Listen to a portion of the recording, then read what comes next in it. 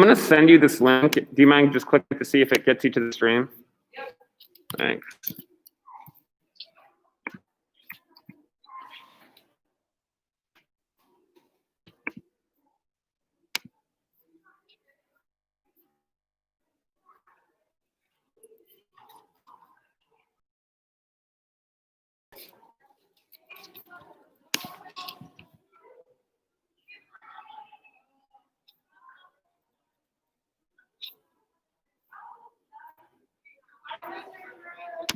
How's it going? Looking great. Okay,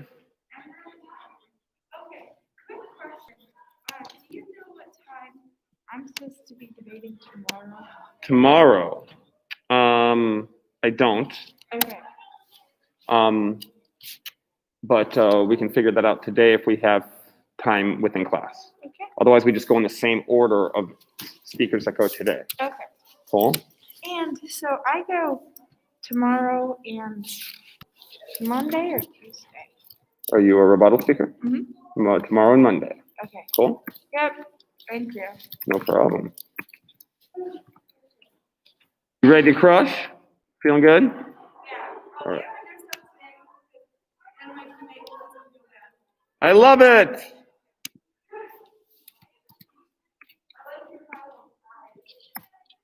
Thanks.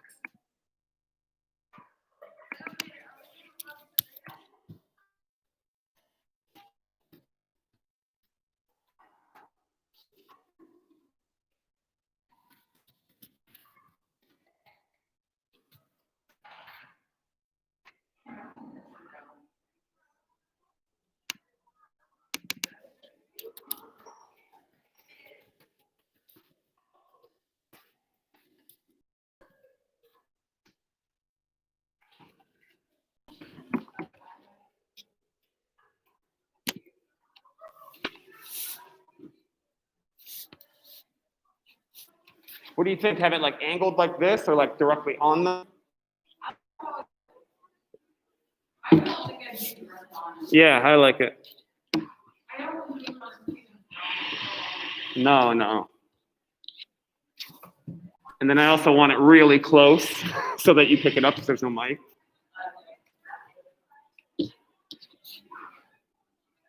All right. And then you click that, or it says there's someone on it, so we must be good. Or would that be me?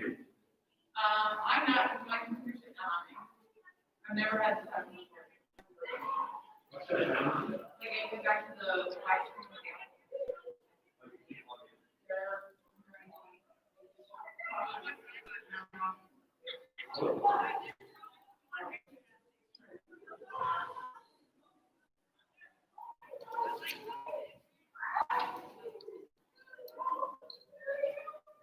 It's like somebody else's version on it, you know? Like, That could happen there, but is your live on your webcam? and this is what the advice is. Yeah. I'll go down. I'm gonna go to Master Plan.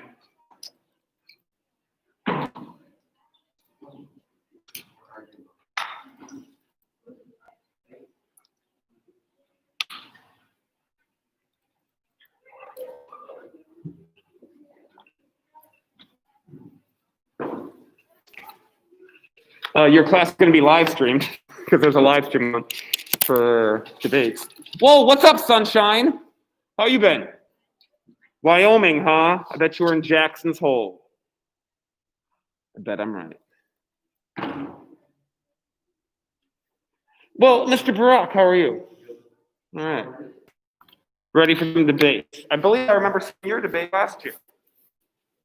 Did you have a debate last year? Yeah. That's the one I saw you go. Yeah.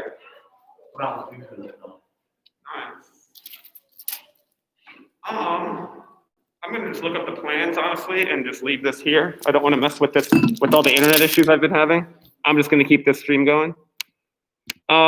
Make sure to tell your teacher there's a live stream going. Okay, so okay, there's no one on it, but.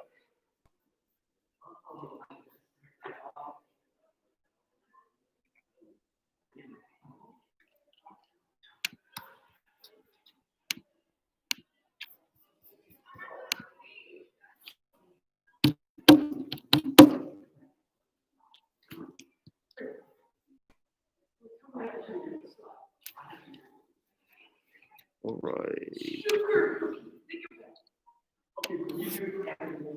Ready plan.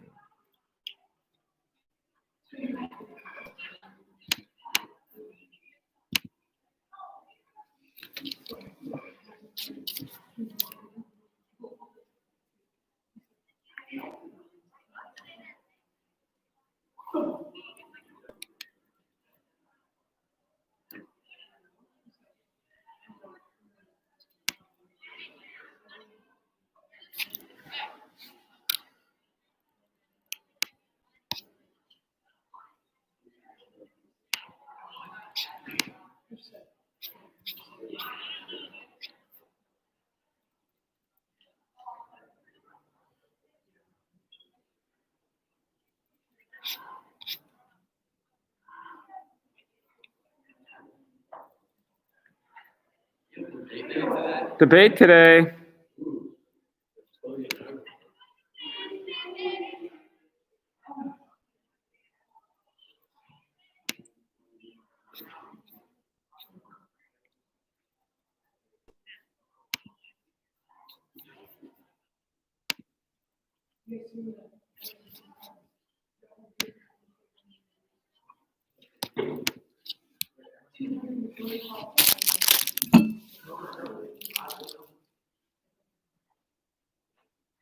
I'm not. Did you speak or you don't speak?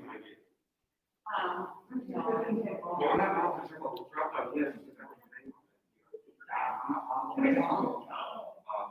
not gonna run and get this formatted right now. But it's supposed to be like, these are the kids are named to be wrong, and then they go to the plan. We're gonna have no, it's supposed to be like, I.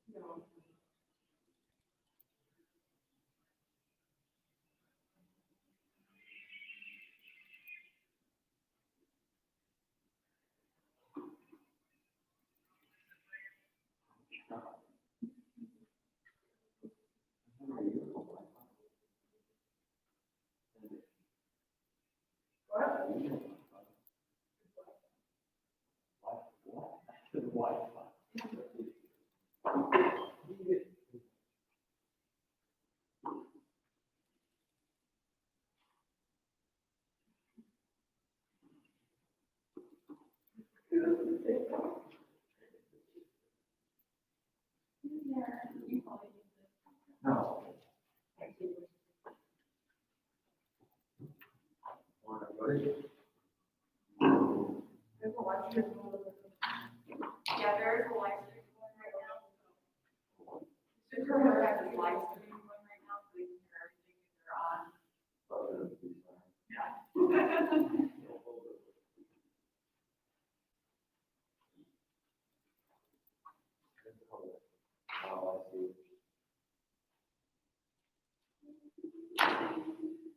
Okay, so I'm going to share a document with you guys here in a couple of minutes on our Western Camp plan canvas course.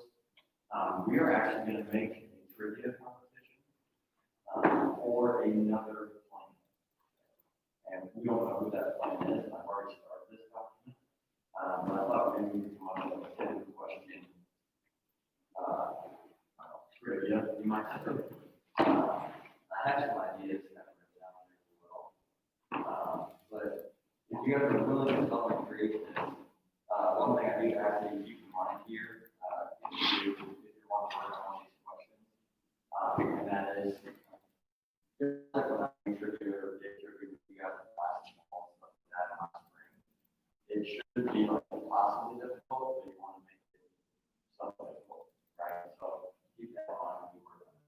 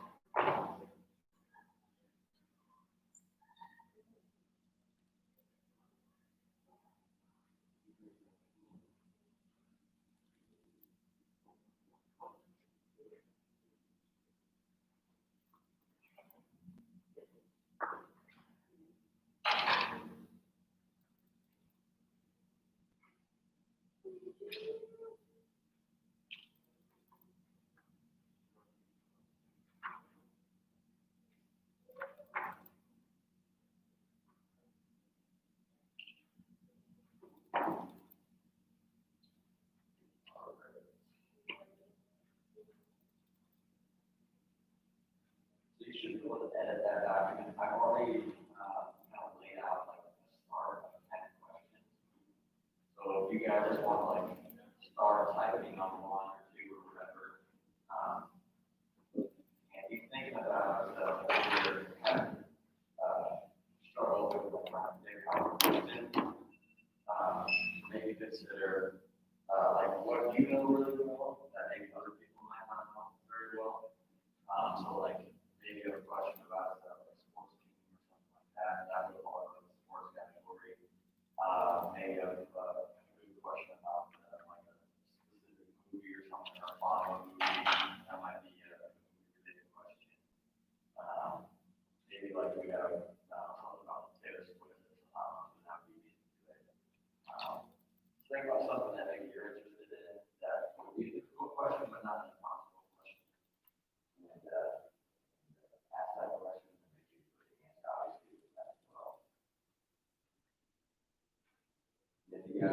to do a themed trivia, we could do that too. Being like, I don't know, like, school subjects or like, clothing brands, something like that. I totally see this.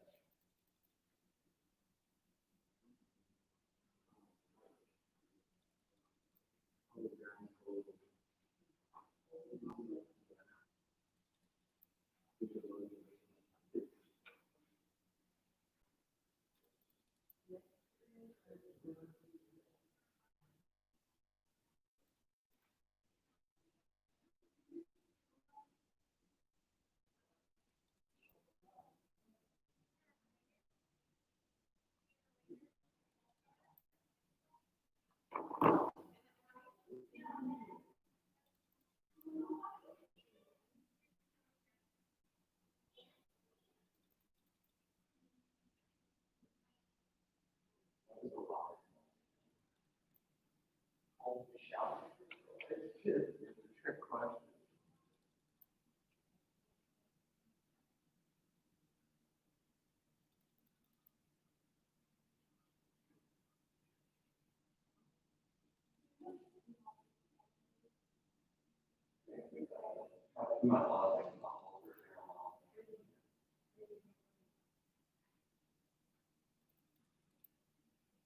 And you put something like, who has the right of way before we stop? You gotta go out.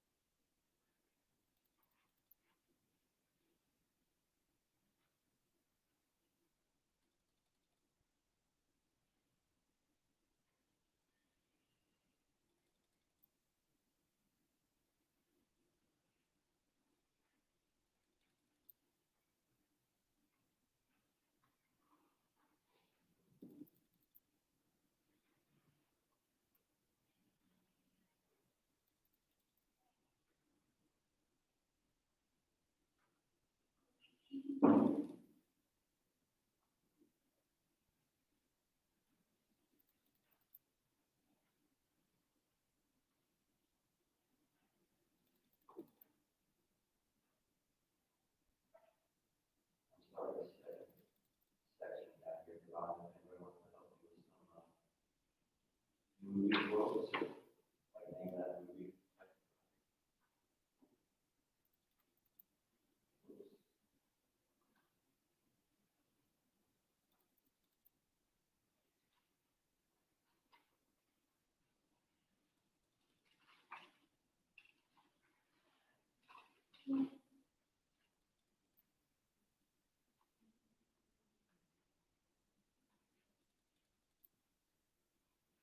Cool.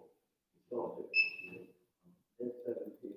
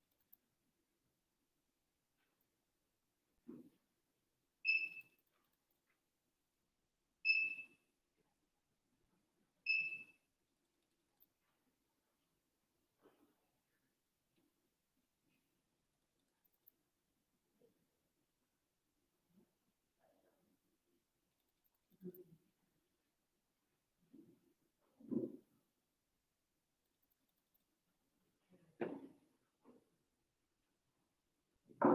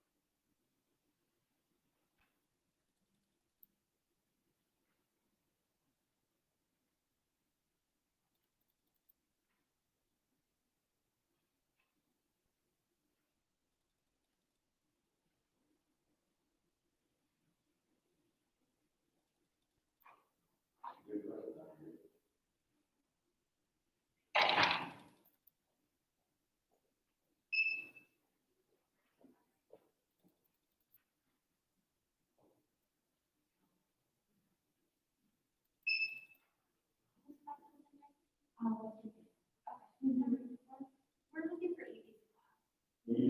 Yeah. I'm using the gym for a fire thing right now. When class started, her plans go against the performance. Okay, well.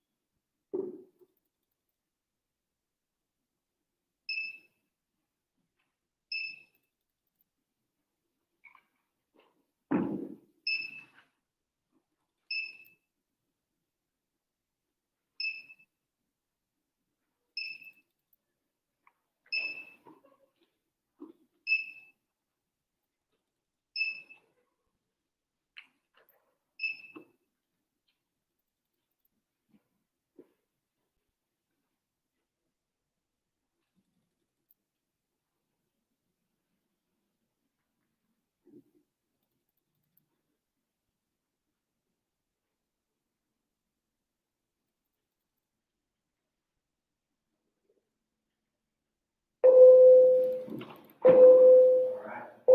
Thanks for your help, guys. I'll finalize this and, kind of like a secret plan with clients. You're just gonna give it.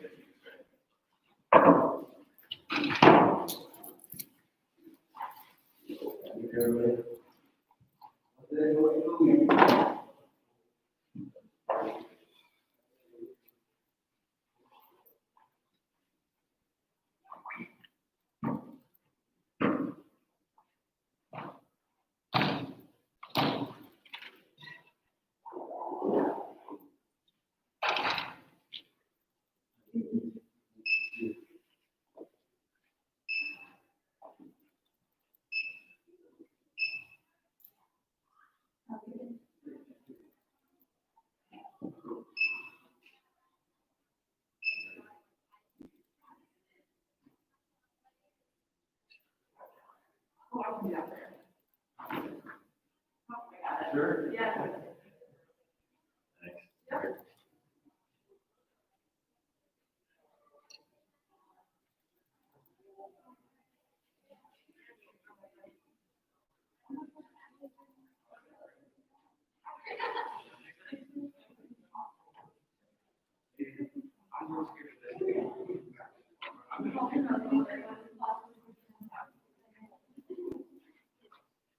I don't either. Hey, good morning, Bob.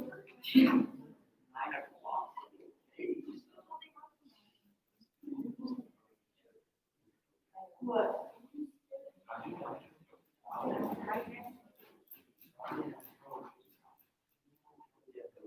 I'm checking right now. Bro, what is you doing? He said, where are you? Bro, get there right now. He said, where are you?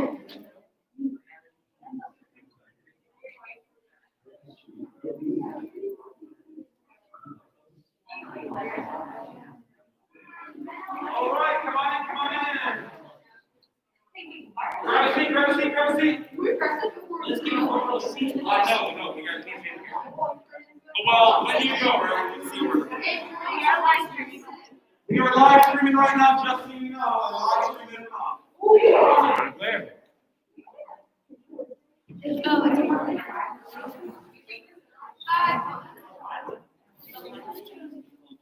This is the order of speakers for today.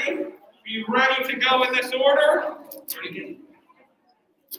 If you're ready, go practice. Like yours, Ryan, you're fine to go practice a few times.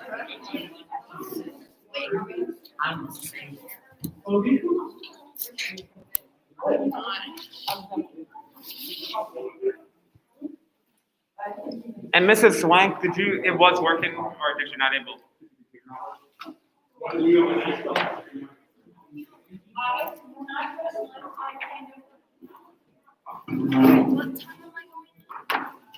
Hey, can somebody pull out your computer and I'll send you an email?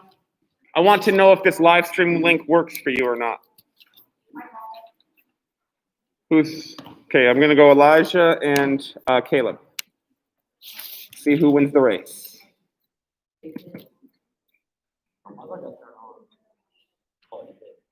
Caleb, what's your last name? I must have never sent you an email. Here you go, first email.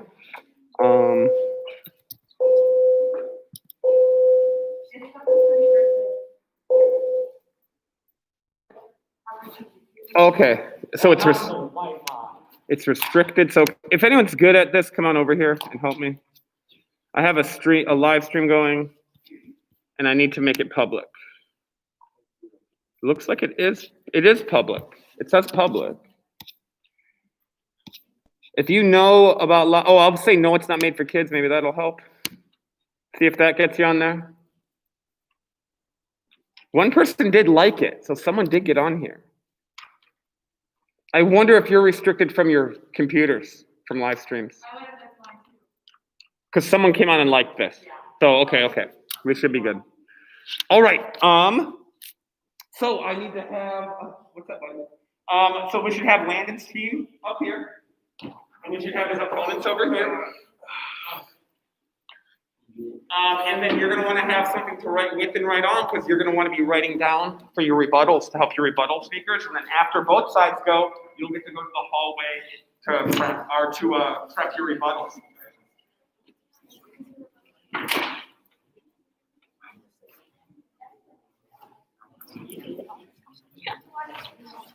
Did you get like a pencil? All right, so you'll need stuff to write with and write on, girls. And so you'll need stuff to write with and write on.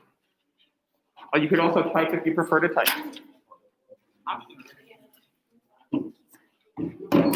Feeling good? No, what's up, buddy?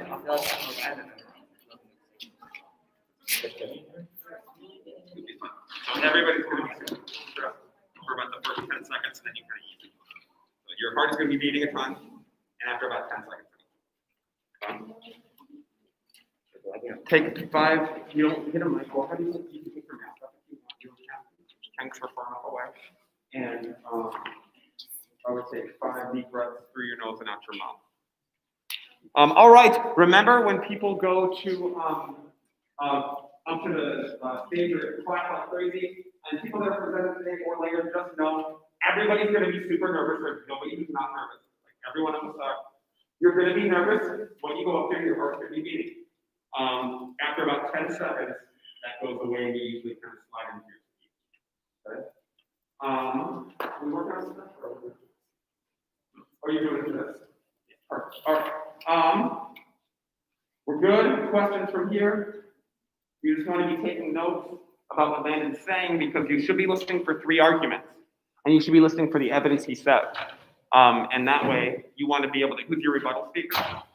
You want to be able to make sure that we really build her up so that, like, here's the argument, here's what they said, here's how you can repeat that, and she'll go ahead and sort that out. Make sense? You're good? All right, we're good there.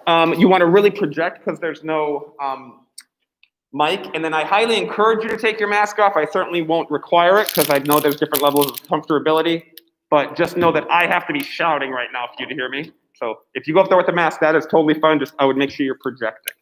All right, clap for Landon.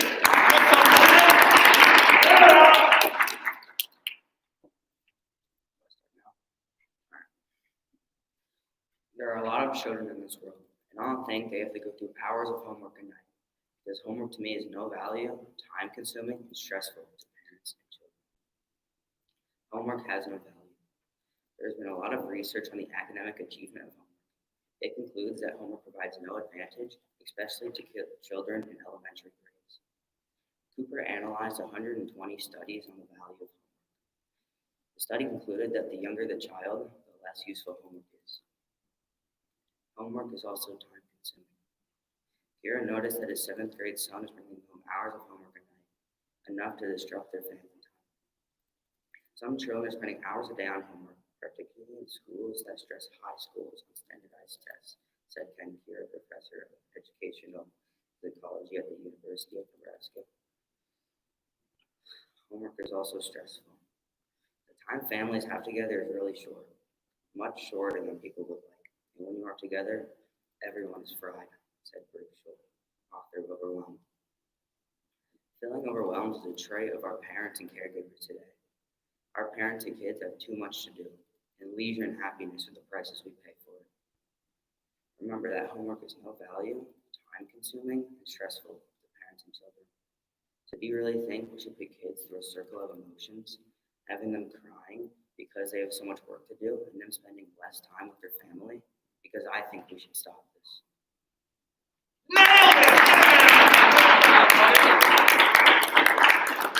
All right. Crushed it, right? Very good job. Let's give him some blows. What did he do really well? Yeah. Very loud and clear. Very good enunciation. Yeah. That pacing and pauses, I don't know if you're gonna see that again. That was really, really good. I thought that memorization was good, kids.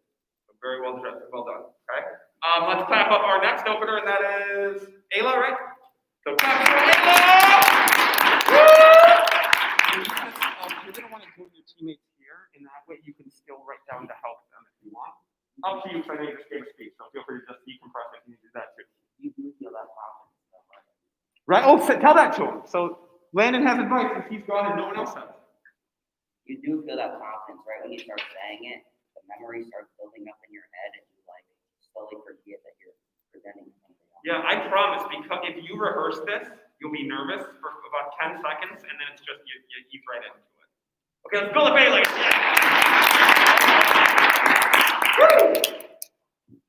think homework should be kept in school. Homework can have a good improvement on grades and skills inside and outside of school. Although homework can also have better outcomes and performances. Have you ever wondered if homework is helpful to your teachers? Well, it is. Homework is helpful to your teachers when you turn in on time, do your homework either inside or outside of school. Many students need reinforcement of what was taught. In most cases, students have no time set aside to do it, no one home to help them, and it was certainly not a priority. The National PTA recommends for time spent on homework.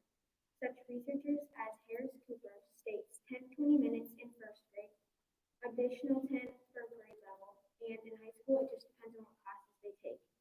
Although homework can also have better outcomes and performances. In the elementary level, they develop skills and create habits.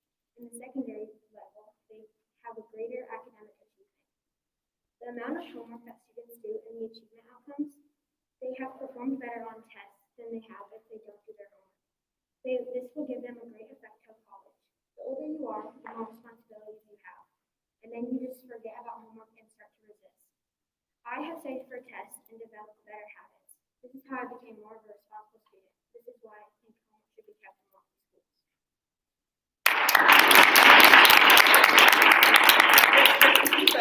What did she do really well? Yeah. Absolutely. What else? Oh, yeah, what else? A lot of pathos being used. Good pacing. I saw some good gestures. Okay. Two awesome speakers to kind of get us kicked off. Claps for those groups. Head on out to the hallway. You want to prep your rebuttals now, and we're gonna get Nixon and Ryan are gonna come back. We're right on schedule. I love this one. Yeah. Fireworks for the next one. Nixon and Ryan. Mr. Kerr.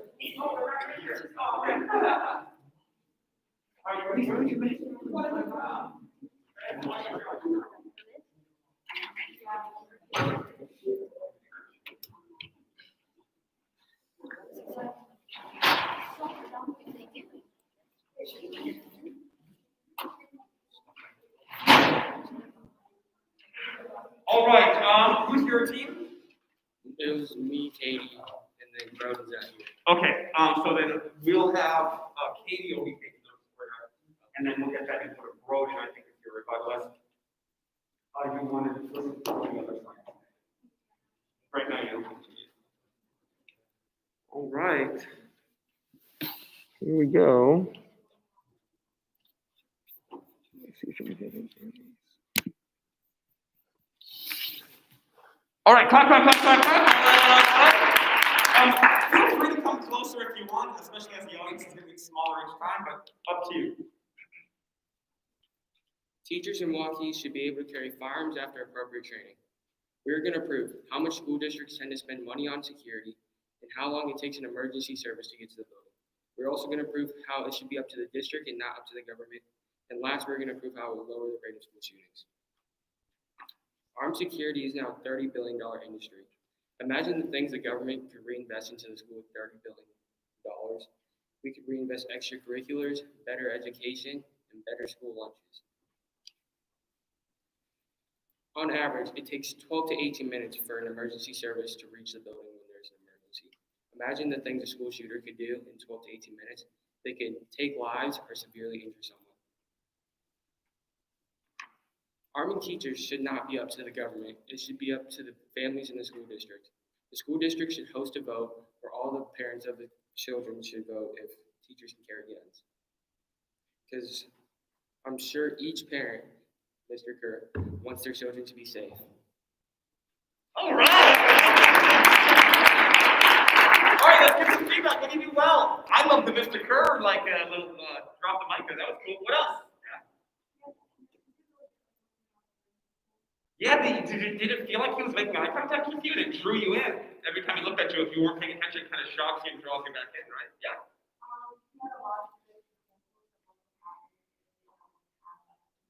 Absolutely, I thought that too. One more? Yeah. Pacing was good, and also I can tell you were memorized. Well done.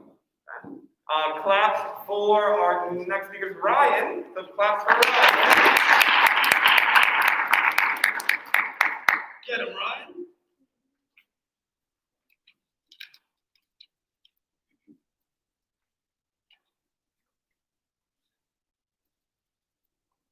Guns need to be out of school. Here's why. A teacher or a cop could accidentally shoot a student or not the person that is a school shooter. If that happened, you would never want to, oh shoot, dude, I messed up. Can I redo that? What I want you to do is go back to your team. I want you to get your ideas together, and I want you to come back up in about 30 seconds, okay? So read through it real quick. We're going to clap you back up, okay? Does someone have a writing pencil I can borrow? Oh, Mrs. Black. Thank you so much.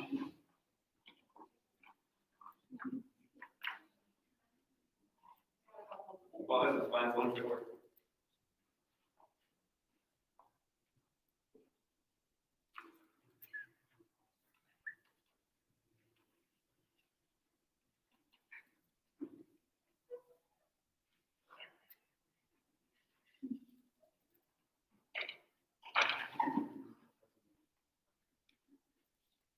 All right, class again. You'll get it, buddy. All right, go for it. Guns need to be out of schools. Here's why. If a cop or a teacher accidentally shot a student or not the school shooter, you would never want that to happen. If you were a teacher and you shot a student, you would never forget that, and you would never want to lose a loved one. Also, another reason is you would need a place to store the gun. If you had to store the gun and ammo in different places, it could take up to 10 seconds to go get the gun, and it could take up to 1 minute to get the ammo in the gun. With that time remaining, oh my gosh, dude. You can just take a breath, breathe in and then breathe out, and then keep going. Guns need to be out of schools. Here's why. If you were a cop or a teacher and you accidentally shot the wrong person, you'd never want that to happen. And if you lost a loved one, that would also be horrible. Another reason is you need a place to store the gun and ammo. And if you had to put them in separate places, it could take up to 10 seconds to go get the gun and the ammo. It could take 1 minute to reload the gun. With the time remaining, the school shooter could already be in the building and could have shot someone. A teacher might freak out, it could take longer, so that's also another reason. Oh my gosh, dude, You're I'm good, still in a buddy. minute, so I just gotta practice this for a second. You can just read off where you're at from there. Just keep reading. So go down your speech and just read from there.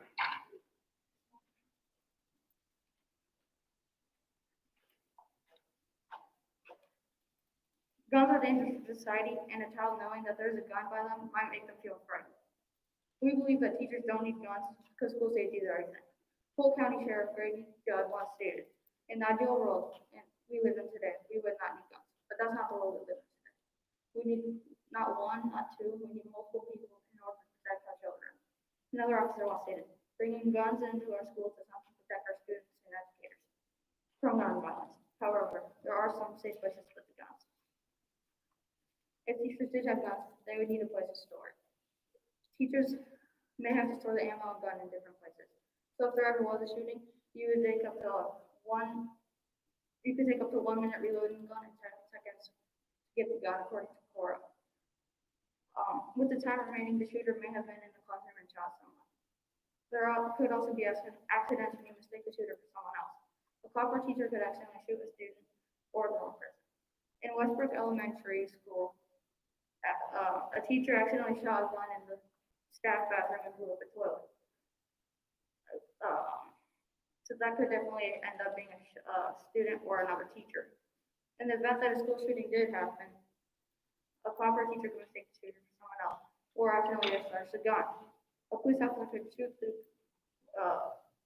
teacher and believe that he or she is the shooter. A teacher at Westbrook Elementary accidentally fired a gun in the staff bathroom and blew up a toilet. If a teacher accidentally blew up a toilet, they could also accidentally shoot a human, and that's why teachers don't need guns.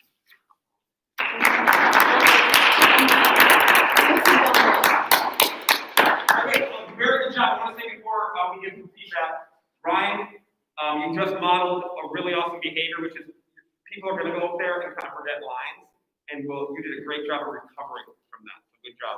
What are some blows for him? What did he do well?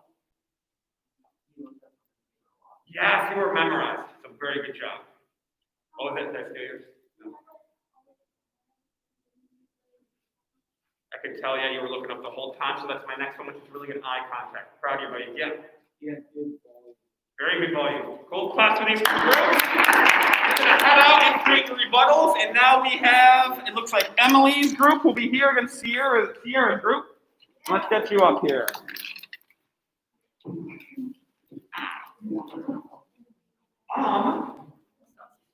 Yeah, that would be cool. I brought like the one from the that I have.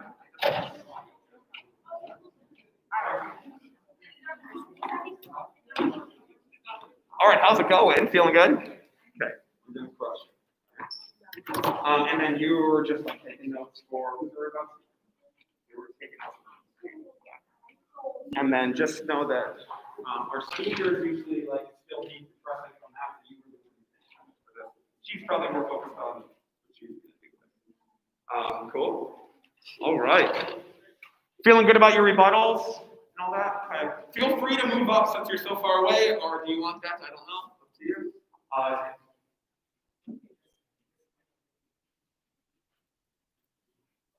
You doing okay out here? Okay. Well, like, you know how to do rebuttal. You know?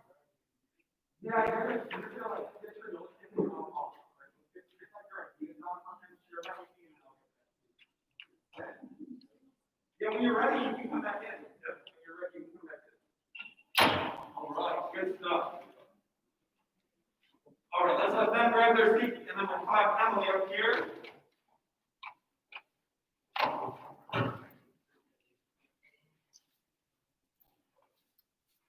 All right. And claps for Emily! Get up! The cost of menstrual products is too high, and often women find it hard to scrape the money together to buy these necessary items. Like toilet paper, menstrual hygiene products, such as tampons and pads, are necessities for managing natural and unavoidable bodily functions. However, menstrual hygiene products widely receive separate treatment in nurseries across the globe. While it would be absurd today to carry a roll of toilet paper with you at all times, it is considered necessary and common sense for all menstruators to carry menstrual hygiene products with them. This is an excerpt from the article, The Bring Your Own Tampon Policy, Why Menstrual Hygiene Products Should Be Provided Free in All Nurseries. Do you find this policy agreeable? Imagine, you didn't have enough money to buy soap. You were so embarrassed you didn't go to school or work. You had used other unsanitary practices such as not showering at all. This is a similar problem in relativity to what a good chunk of the population deals with. Now I will ask you again, do you agree with this policy? The described above is not uncommon. In fact, there are approximately 100 million people. Before you might have thought that this was a small problem within the country, but this is a problem that almost the whole world faces. As America, we should be a leader to be more gender inclusive. Cost is a large factor, but some schools have managed to provide these products free of charge. Fueled by a wave of youth activism, students are raising money, lobbying their state representatives and school boards, holding school-wide assemblies, and launching Instagram accounts to help make tampons and other menstrual products free and accessible in their school bathrooms. Lawmakers have taken notice. More than a dozen state legislatures have recently introduced bills that would require public schools to supply free tampons and other menstrual products in their bathrooms. California, Illinois, New Hampshire, and New York have already enacted similar legislation, and a number of school boards and universities have started providing these products for free. That was a quote from the article, Students Push States for Free Tampons in Schools. I find it appalling that schools and students are first in doing something, but the government isn't. It is going to take much more effort from the public to make a large change. New York City's education department announced that 25 public schools will start offering free tampons and pads to students. As you can see, New York is making a change to support their residents. Do you think that it is okay for someone to have to use unsanitary products that could lead to life-threatening infection or fertility complications? Schools have noticed that students aren't coming to school or that they're struggling, but the government doesn't notice that half the population has struggled with this problem at one point or another. Even though schools are changing the way they do things, we need more. That's why we need authority figures to notice this problem. Cost of tampons sparks debate over womanhood penalty article. Gave us a few quotes of government officials who have noticed the problem, including former President Obama. He states, "I have no idea why states would tax these as luxury items." But that's just one person. Another quote from the article states, California State Assembly member Christiana Garcia, Democrat, has argued that removing the burden would make California's tax code more gender equitable. In a news release, she noted that women in the state pay more than $20 million annually on taxes on menstrual products alone. But two people aren't going to change the world. We need you and others to help this cause that is potentially costing lives. Feedback. What'd you do well? Ellie. Very good tone from Emily. Yeah, what else? Yeah, Norm. You're what now? Good job with eye contact with multiple points in the room. And then let's get one more. What did she do well? Yeah. Pacing was really good. Well done. And you were very memorized. Okay. And so yeah, you seemed like very professional, very much like an authority. Don't mind this. We're going to hopefully get Mike set up for subsequent classes. All right. So claps for Sierra.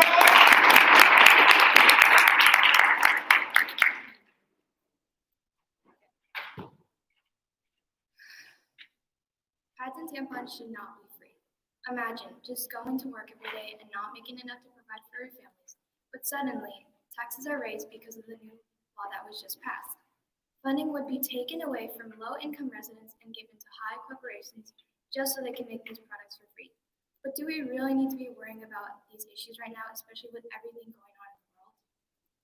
The amount of products that women would use would not be enough to keep up with companies making and producing them if they were all free. Money would be taken away from places that actually need it. The Los Angeles Times editorial board also opposed lifting taxes on menstrual products, calling the effort a feel-good initiative that would zap millions of dollars from state funds. It would do more harm than help the state's low-income residents, Utah lawmakers wrote. Because the government would be spending so much money on menstrual products, it would take some of their funds away. How do they get this money back? When the government says something is free, that means taxes go up. Taxes means money from us. Speaking of free, is it really necessary to agonize over such a small matter? Is worrying about free pads and tampons really what we want to be doing right now in times such as this? So consider this. If a period is a natural bodily function that we have to live with, and we feel that tampons should be free just because they are necessary to hygiene and health, does that mean we shouldn't have to pay for toilet paper? Using the restroom is a natural bodily function, right? We all get it. Women have periods, and with that comes a need for tampons. But people everywhere have other bodily issues that need tending to, and that doesn't mean the solutions to all those issues are free, author Gina Davis states in her article. People all over have health issues as well. For example, some people have diabetes, but insulin isn't free. Soap and toilet paper aren't free either, but apparently it affects everyone, just like a woman's menstrual cycle. But we pay for these products. We live in a world that revolves around business, unfortunately. And just because we're women doesn't mean we deserve handouts, nor do we have the right to promote higher taxes. When something is free, it always comes with later consequences. Some people already have a hard time paying for their own and don't want to pay for someone else's. You would expect to have much support for the team we are arguing against, but while you are not wrong, there are still many people that oppose making feminine products free. Nicole Kading is with the Tax Foundation, a think tank that studies tax policy. She says sales tax exemptions can be problematic because they mean that states don't have enough money to fund public policies or programs. And as a result, states may have to increase other types of taxes to get their funding back. NPR's Stacey Vanek Smith, co-host of the Indicator from Planet Money, states. In 2016, Jerry Brown, California's governor, vetoed a bill that planned to get rid of the tampon tax for its state. He argued that without these products being taxed, California could lose up to $20 million in annual taxes. Smith also states that the governor has a point. Here in New York, where we eliminated the tax on menstrual products, we're losing about $14 million a year in lost tax revenue. Of course, this isn't just an economical issue. It's a political issue as well. Last year, for example, Nevada voted to make menstrual products tax exempt. Based on the research I've gathered, pads and tampons should not be free. Just because we're women doesn't mean we get stuff free of charge. Yes, we do support women's rights and equality, but is this really what we should be focusing on during the pandemic? People already have a hard time paying for other essentials, but would not like for taxes to go up just to satisfy our benefit.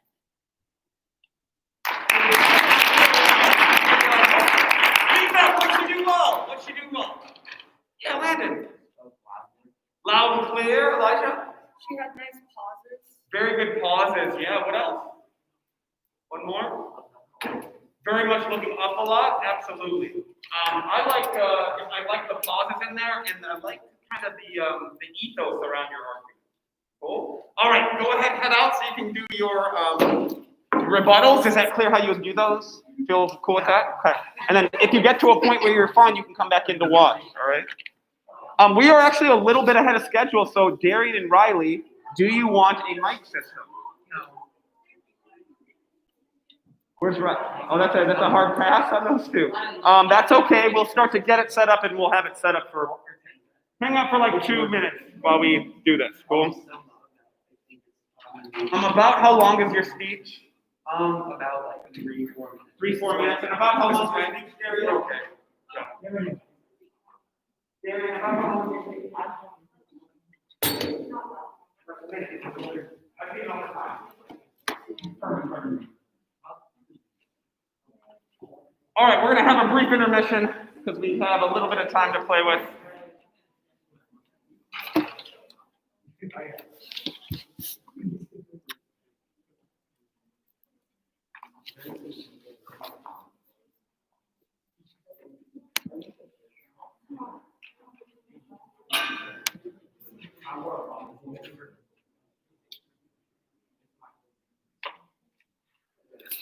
This is pretty snazzy what Simone created this year, with like the propositions projected. Yeah. And we didn't get it this year, but next year we want to do like a Bitmoji of each of the speakers, maybe up against each other or something like that. Would you want to do that? I forgot to ask this class. Like, it would be for next year, or maybe for mock trial at the end, but like each of your Bitmojis against each other as you're going. No. Oh, I think it'd be amazing. All right.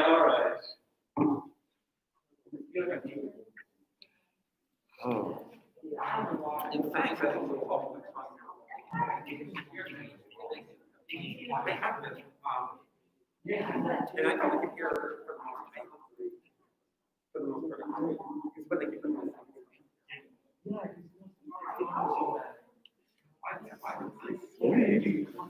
Ooh, we had someone just join our live stream. Riley, you've got a viewer. I know I got an email. I know. You want to come out? Come here, Riley. Wait for the live stream. Oh yeah, really cool. Is the video before that? One more? Yep. You can wave. Hey, are you here for Riley? Maybe? He'll be starting soon. Also, feel free when you're in Thomas's class, if you really care, sometimes you'll let you watch for like 5 minutes. Testing. Oh, yeah. Perfect. I will give you two the options since no one else, every other person, actually, we're using the mic after today. So you'll have that up next. So I'll give you the options since no one else run the opening section, okay? Sweet. All right, class four. It's gonna be, oh wait, we need Darian's team and Riley's team up here. So come on up, come on up. You can use your computers or you can handwrite for rebuttals, whatever is easier for you.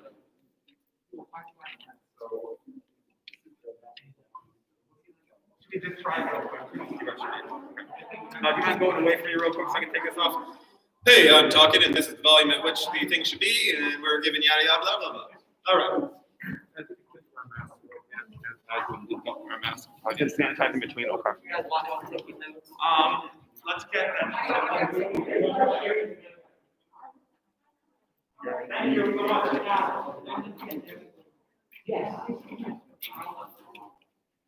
All right, claps for Darian!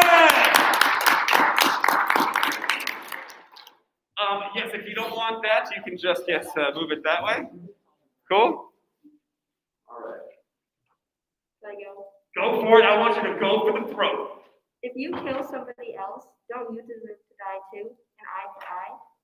60% of Americans said in a 2019 Gallup poll that life without the possibility of parole is the better penalty than murder and death. The death penalty is violating the most fundamental human right, the right to life. The death penalty is discriminatory to the most vulnerable people, the poor, the ethnic and religious minorities, and people with physical and mental disabilities. A report shows that the federal death penalty is used disproportionately against people of color.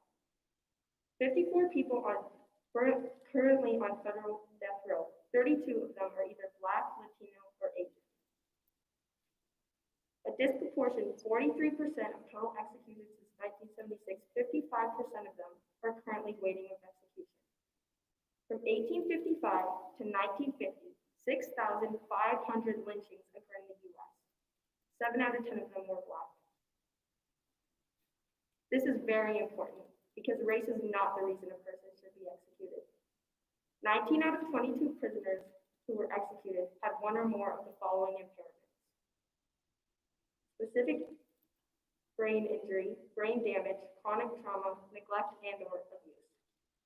This is a big reason why the death penalty should be abolished. Many people are wrongly accused. People really need to think through all the possibilities and make sure the decision they are making is correct.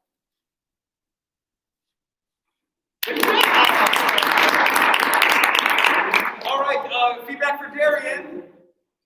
So 3 glows. Yeah, what do you got? Very good eye contact. Loud and clear. Good facts. Good facts. Yep, absolutely. I think a lot of ethos. Great job, Darian. All right, claps for Riley.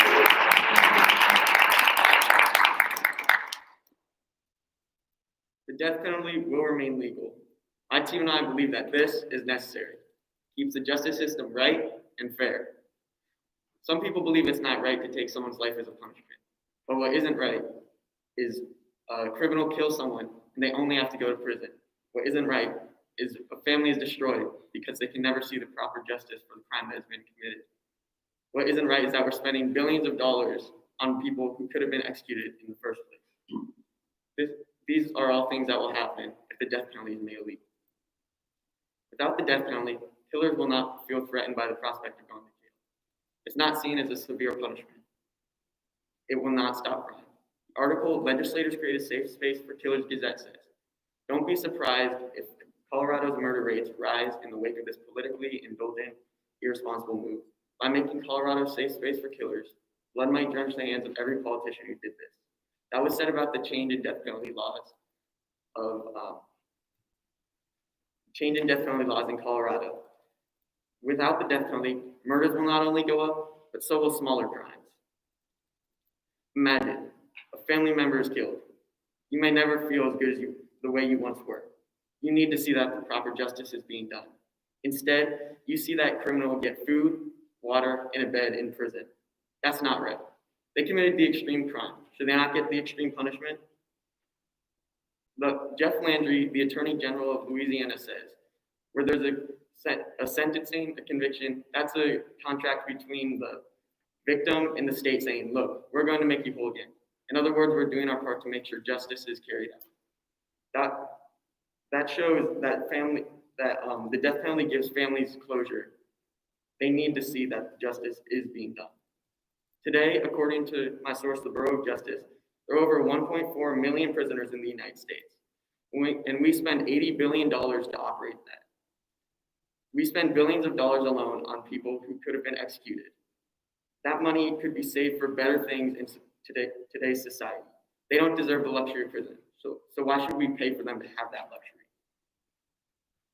If you don't agree with any of these things, you support killers only needing to go to prison, families being destroyed because they can never see the proper justice being done, and paying billions in tax dollars for criminals to have the luxury of prison. That's not right, and it will be that way if the death penalty is made illegal.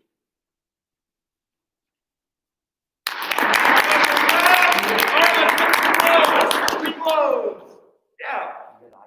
Very good. Yeah, both of you guys. Very loud and clear. All right, got a different one? Yeah, Kelly. Lots of pathos. Very good job, okay? Thought it was well memorized, well rehearsed, okay? Let's get you some time with your teams. Do you need more than these 5 minutes, do you think? If so, can you get each other's info? Or if you need me to set up a Google Meet, I can do that. But I have bowling, so it will be more like 6, 7 o'clock, so it's gonna be pretty late. So if you could get it done, it'd be better, okay? All right, awesome stuff. We got about 5 minutes of downtime, so we really we're going to talk over here because we are going to pick some awards out of the opening statements from.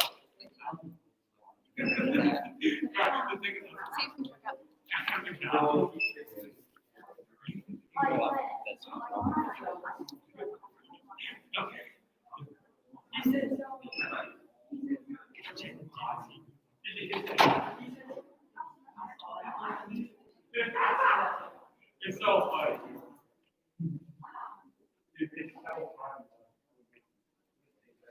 I'm gonna go. I gotta get it.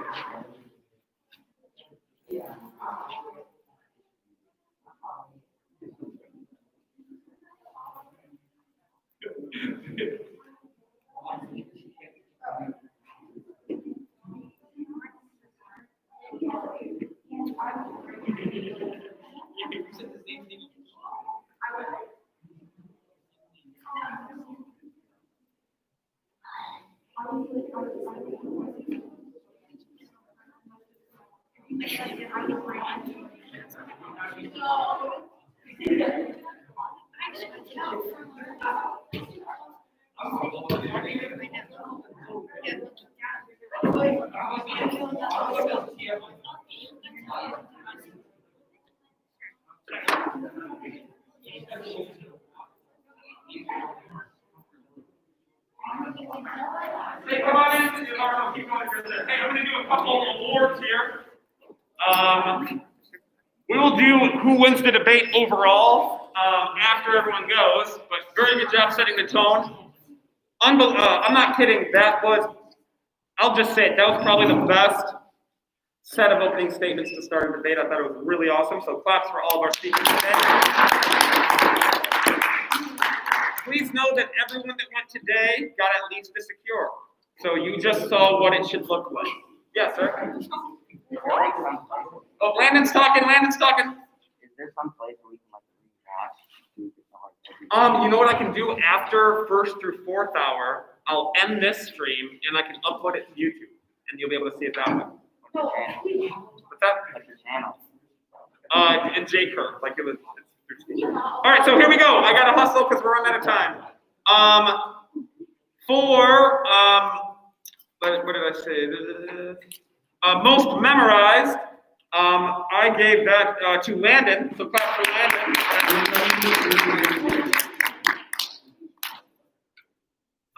For having a lot of man, it's tough between these two. I want to say something about everyone. Can I just say something about everyone? Yeah. Okay. Nixon, I love the professionalism within yours.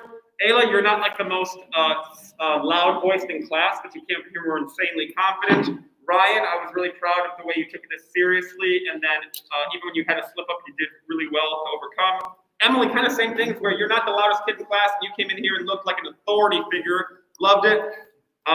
Sierra, I thought you were very professional and super logical with your arguments. Darian, I know you were nervous. You would never know it, kid, so great job. And then Riley, you crushed it. You did a fantastic job, too. I gave a best overall speaker, and there's plenty of you that could have got this, but I did give that to Sierra. So claps for Sierra. And that was a vote between me and Mrs. Mike. Amazing job, all of you. I cannot express how amazing all of you just did. Okay, amazing job. Closings go tomorrow. Oh, wait, rebuttals go first, and then we'll get to hopefully all the closings, but maybe not all of them. Some closings maybe push to Monday. Same order. Rebuttals.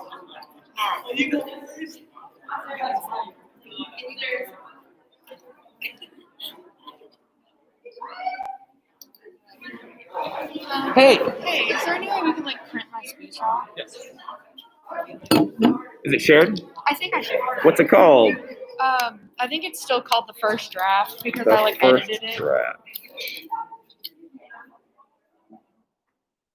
There we go, first draft. Aiden, wait for me. All right, do you want it in color? Either way is fine. Okay. That was Brendan. You can go if you want. How's it going? All right, that is printed. I will show you where that's at. Our openers going today. Yep, they're right there in the order and when they're going.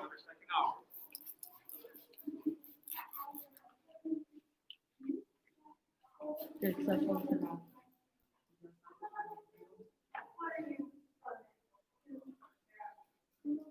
Oh, yeah, basically that's what the orders are. I don't get how it could be any other way. No, you get it? There's no other way. There's no other way. It can't be. For what? There's no other way. Wait, where? Willa goes fifth. Where does Edie go? Edie's like. Wait, yeah, it's more. Never mind. What? Who's Elijah? Oh yeah. Team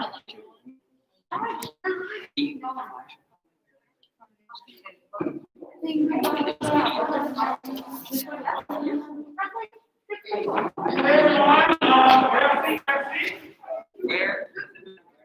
With your team. Oh. Carter, right here. So only open thing. All right.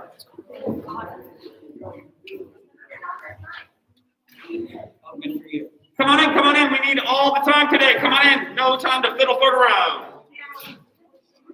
Is this thing on? Yes, it is. Sit on the seat. And then let's get Evan's team and Ethan's team up here. Evan's team and Ethan's team up here. Oh, we gotta go. Together. Oh. We have stuff prepared for rebuttal, so whether you want to type or handwrite, you're going to be typing and handwriting while the other side is speaking.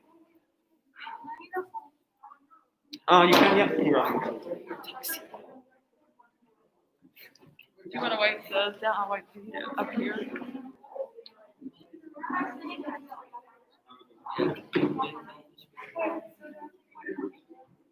Logan. Computer or whatever you're right. How you feel, bud? Got it. Shoot, my Wi-Fi's not working.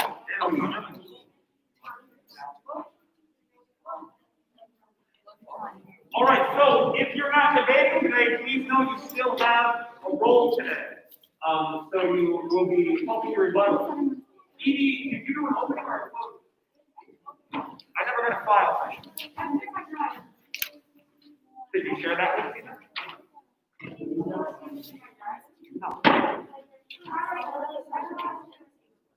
Did you figure that out pretty quick?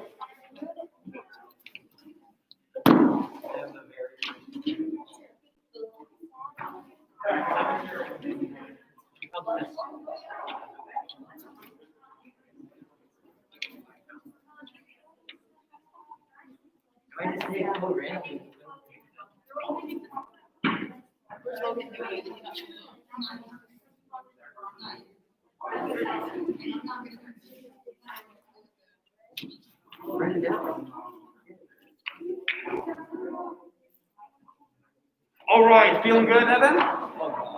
You'll do great.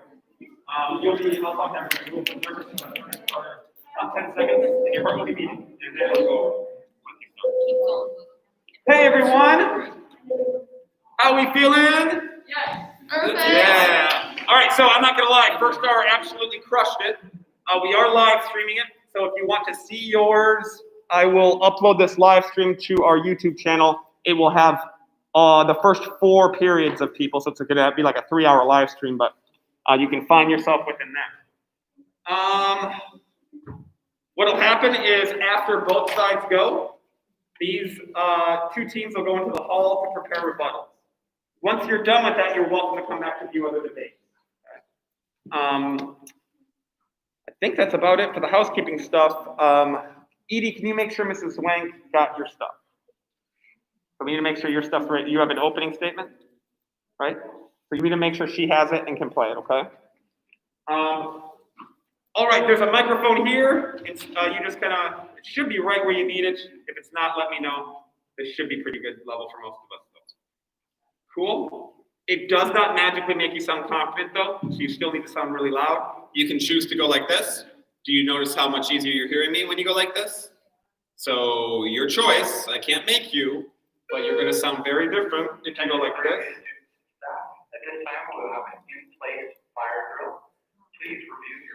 I'm not doing it, we're good. We have a fire drill, we go up there. For us, we're easy. We have 2 doors, the fire, we walk out there, we go up to the parking lot. If we were in our classroom, we would go out the hall to the left at the door right there. And then we'd meet, there's a street lamp right out there, we'd meet right in front of that street lamp. Cool? Cool, all right. So again, oh, you got some? Fire drill in here is super easy. So you, I mean, I won't make you, because some of you don't want it, but like, it will make a big difference. Just letting you know. Cool? All right. We're good? We're good? For who's our presenter today? Good? Feeling good? Okay. Don't be freaked out. I will be like, for each speaker, I will come up and like take your picture while you're going, in case you want that. So just don't let that freak you out. All right. And then, remember we clap really loud, and then after, who's first? Evan goes, raise your hand, we'll give 3 blows for Evan, what he did well. Okay? Please know that every single person is nervous before a speech. Nobody is not nervous. Everybody's nervous. Your heart's gonna be beating fast. You're gonna be nervous for about 10 seconds. After about 10 seconds into your speech, it goes away. And every single person first hour said that, all 8 of them, okay? You're gonna crush it, I promise. All right, go for the throat. Evan, yeah, claps for Evan. Woo!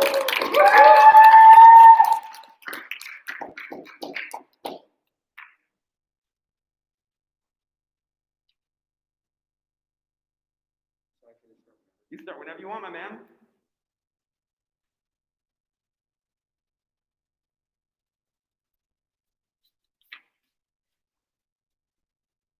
Have you ever seen that cute look in a puppy's eyes as it runs around happily in a backyard or field?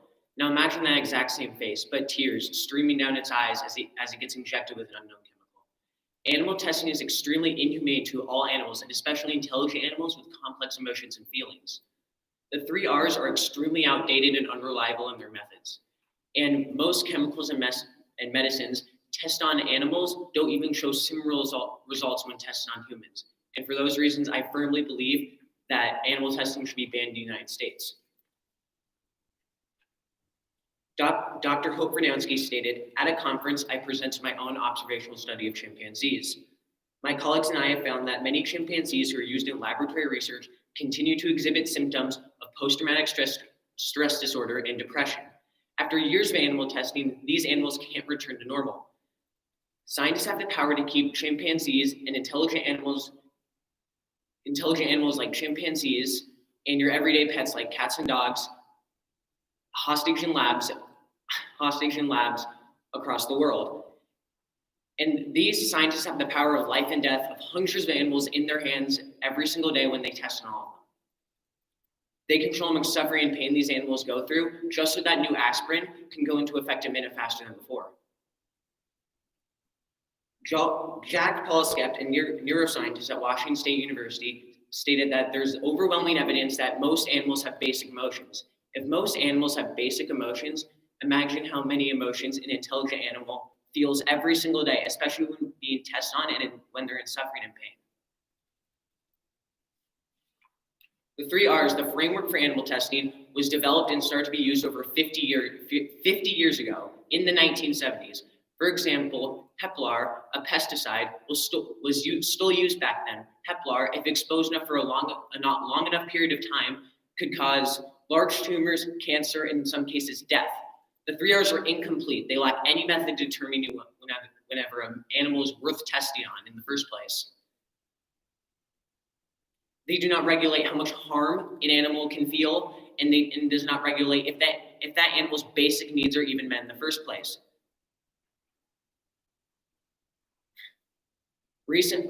And the 3 R's combat with recent studies that a bunch of recent studies show that we have found now that animals are more intelligent and more emotions than we thought back in the 1970s. So why should we be basing animal testing off a system that was made that combats directly from new studies from today? That's like getting on a plane that has had no replacement parts for over half a century.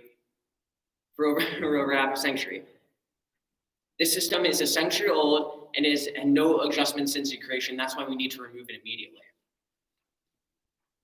Hope Vernansky stated that there are growing concerns among scientists about poor translation from successful animal studies of medicines to effective use on humans. 100 million animals die on average every single year from animal testing. Most of them die for nothing, as they don't pass the requirements needed to go into the next stage of trials, or they don't react at all from when they don't react at all from the way they get tested on. There are many alternatives to animal testing, like cell testing. Cell testing uses human cells and tissues that can be grown in a laboratory. Almost any type of cell can be grown. A human cell can be grown in a laboratory. If we switch to this type of animal testing, we could skip an entire process of new drug trials and chemicals going into use for the general population.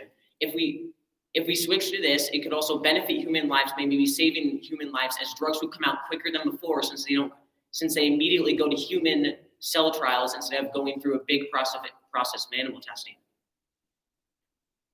It would cut waiting times for new drugs, and it could possibly save human lives. And most of the time, animals don't even show how medicines and chemicals will react in the human body. That's like getting a blood test, and they test a different person's blood, and then come back and say that was your blood.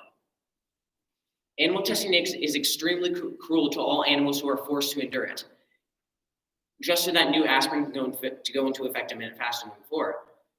The animal testing goes by outdated systems that need to be replaced or removed entirely. Cell testing is a great alternative to animal testing, and it could save human lives and also save hundreds of millions of animals' lives. And also, so these animals don't come out of animal testing with mental illnesses like post-traumatic stress disorder and depression. These animals deserve better. The puppies with tears in their eyes and are scared of everything and can't trust a single soul deserve better. Keep that for Evan. Keep that for Evan. Go. Lexi. You had a really good song. Good tone. Yeah. You didn't look at his notebook.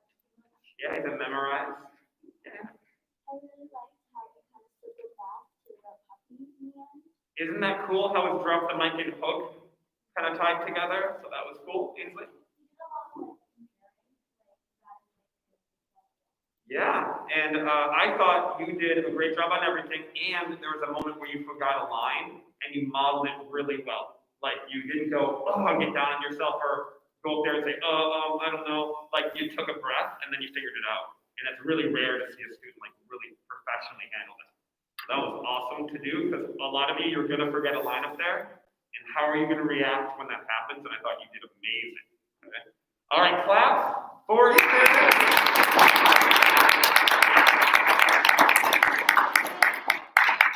Okay, so Ethan.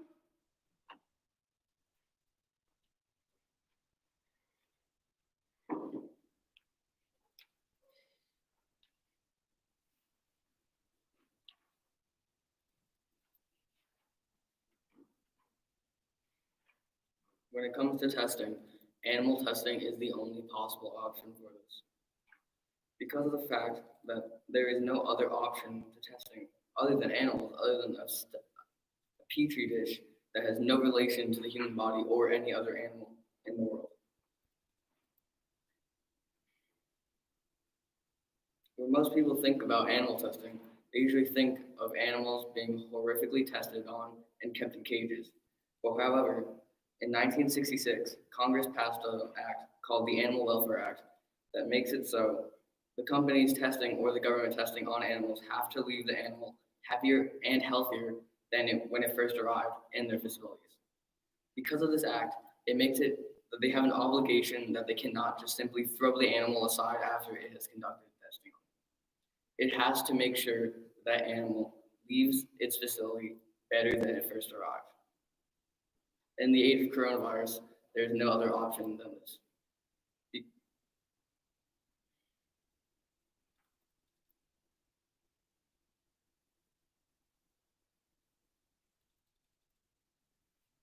Say the line you just said, it'll probably come to you. In the age of coronavirus, there's no other option. Companies like Pfizer and Moderna are in fact using animal testing when people say they are not. And in fact, one of my teammates even has expressed knowledge on this because their parents own stock in the company. And because of this, the company has to tell them exactly what they are doing. And they have explicitly stated that they are in fact using animal testing.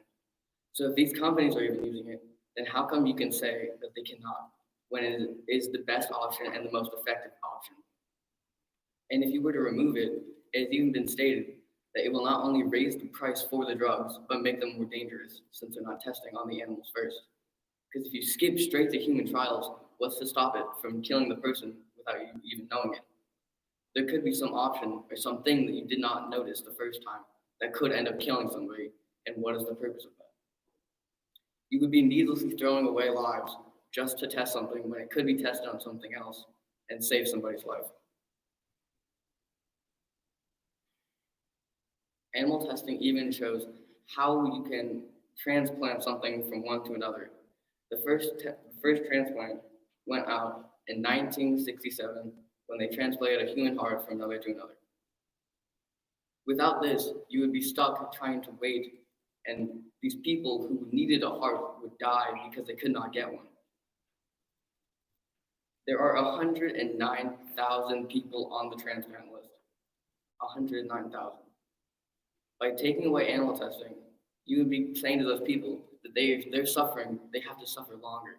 They have to stay in that hospital bed where they cannot be treated. However, but with animal testing, they could be saved.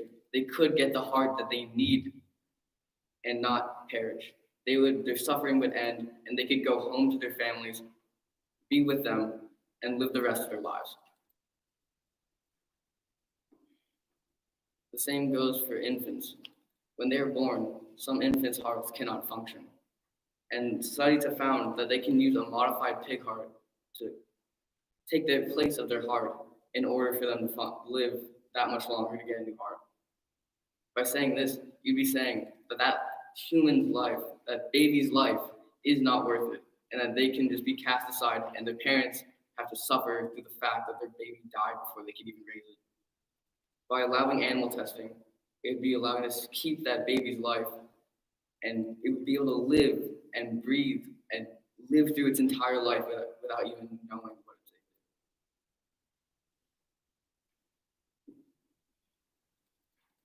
With the new COVID vaccine that has come out recently, it is going to be able to save millions of lives because currently there are over 7 million cases in the world. 70 million. And over 1.6 million people have died from it. You'd be able to save millions from this vaccine that has been made through animal testing.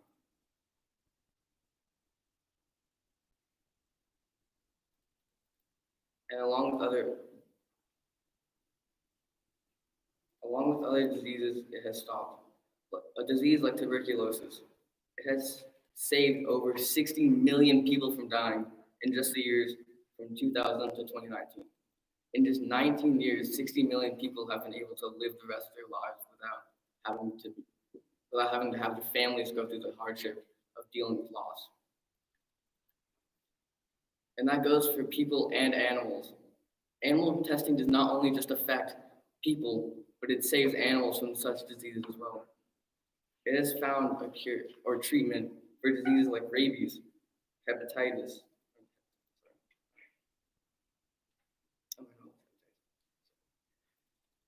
cancer, the flu, HIV, and diabetes, and other types of surgeries.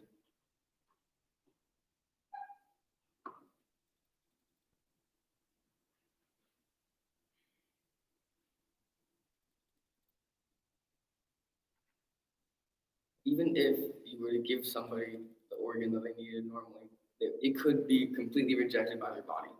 That is something that will happen. An organ will be rejected and they have to go back to it. They can't live like that. But if you continue with organ transplants, there is the option to grow a human heart or organ inside of another animal and transplant it into them without having to possibly deal with that rejection. If their heart, the original heart, wasn't able to function on its own.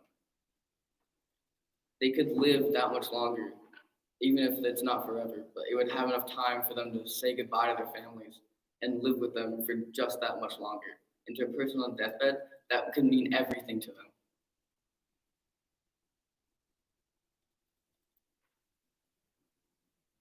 So when you say that animal testing is inhumane, but that makes no sense when it offers those people that much longer to be with their family, or their animals, to cure their animals, to be with their family for that much longer.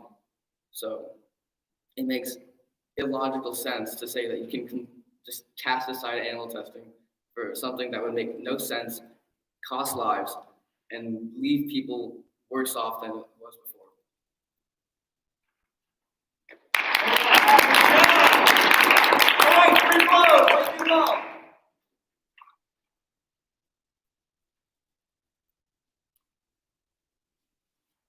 Yeah.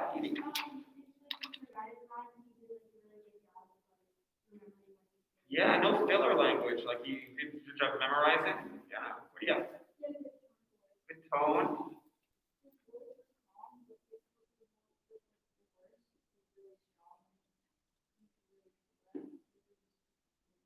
I agree, good job. All right, oh yeah, Evan?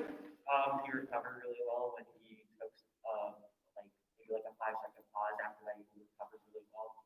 Yeah, and I thought he had some good pacing in there and a lot of pathos. I thought the thing with the baby had a lot of pathos. Okay. All right, clap for these groups.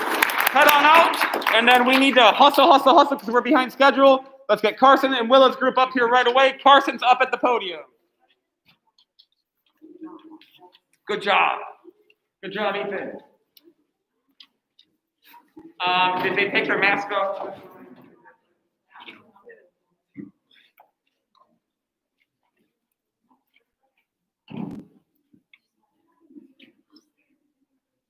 All right, we're good?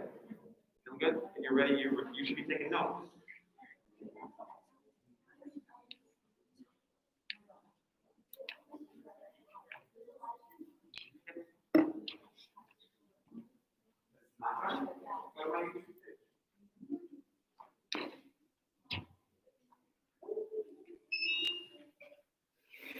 I had someone on it before. It says one person, but that's me. I've got one like, so someone did join, and I had 2 on here before. If you go to my YouTube channel, see if you can get in. I don't know. It's, my name, Jonathan Kerr. It's through the email, through J. Kerr, Waukee Schools. Cool. All right, claps for Carson.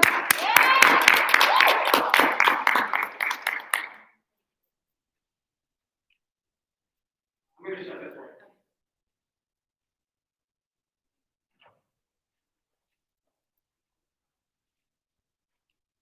Do I just go? You go whenever you're ready, and I'm gonna get a pick while you start, okay? Boom. All right, go for it. We believe that capital punishment should be abolished in all 50 states. My opponents think that we should keep a capital punishment, but we disagree because it's not okay to take another person's life away, innocent people put on death row, and now capital punishment has no impact on crime rates. We feel that it's not okay and morally wrong to take another person's life away, regardless of the crime they committed. One of the 10 commandments says, "Thou shalt not kill." Studies show that approximately 5 to 10% of people on death row have a mental illness, and about 4% are most likely innocent.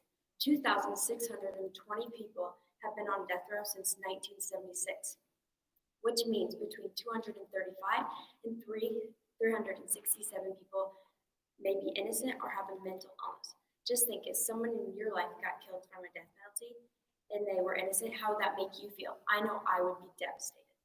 If we got rid of this law in every state, there would be no impact on crime rates. ACLU.org says, states that have death penalty laws do not lower crime rates or murder rates than states without such laws. In states that have abolished capital punishment, so no significant changes in either crime or murder rates, the death penalty has no direct effect. So states that still have capital punishment have the same amount of crime rates. Another thing I found from deathpenaltyinfo.org, during the last 20 years, the homicide rates with states that have death penalty have been 48% to 101% higher than states without the death penalty. That's why we believe that capital punishment is bad and should be gone in all 50 states. Please take in and listen to what we have to say about the death penalty. We talked about capital punishment has no impact on crime rates, innocent people put on death row. It's not okay to take another person's life away.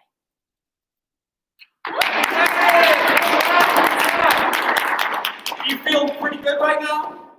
Yeah, all right, good. I see a big smile. All right, let's get some feedback. Yeah. She had really good eye contact. Very good eye contact to memorize. That's what I wrote down. Loud speaking voice. Oh, she's still young? Good tone in there. Yeah, and I thought it was really good. I thought that the emotion came through really well. Passionate, yeah, passionate. Good job. All right, claps for Willa.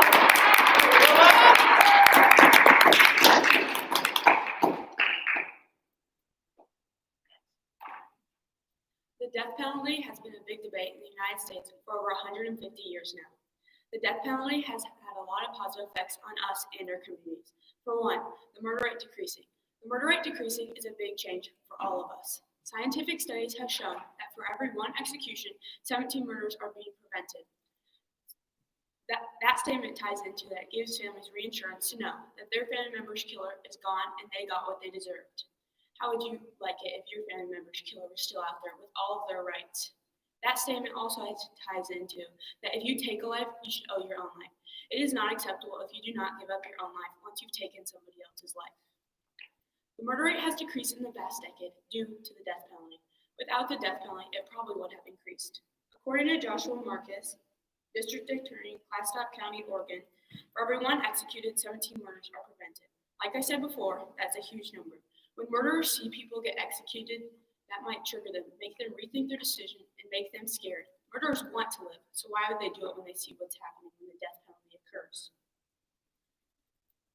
The death penalty is really helping change our world, whether you think that or not. Murder rate is decreasing, but murders are still happening every day. Someone is either planning murder or committing the crime of murder. People get too busy and caught up in their lives and don't realize that there are terrible things happening in our world. When you kill somebody, shouldn't you still have the right to live? No. When you kill somebody, you should be put under the name of the death penalty. You shouldn't be able to walk around with all of your rights once you've killed somebody. Families that have to go through one of their family members getting killed is enough already. It would do them justice to know that their family member's killer is gone and they got what they deserved. Don't you think if that happened to one of your family members, you would want that? Of course you would. Fields lost her son and future daughter-in-law to two murders who sat on death row. Just imagine if that was one of your family members. The death penalty is not only for justice for families, but it is also safer for our communities. The Gazette states, Timothy McVeigh, the terrorist who bombed the Alfred P. Murrah Federal Building in Oklahoma City, among arguments for his federal execution was a reasonable concern he might otherwise spend decades behind bars plotting terrorist attacks for their outside context to commit. This is what could be happening right now, and you don't know. The death penalty is the best option for all of us. Since the murder rate is decreasing due to death penalty, we need to keep it that way. Good. Feedback, but she did really well. Yeah, honey. Really good tone. She what? Yeah, she's very memorized. Easily. Yeah. Pacing and passionate. Very good, Lexi. I was just gonna say, I like how many close to you. Yeah, lots of evidence in there to help back it up. Very good. All right, claps for both of these groups. And then we head out to the hallway to prep rebuttals, and then we want Edie's group and Addison's group come on up because we are about 4 minutes behind schedule, so hustle on up. And then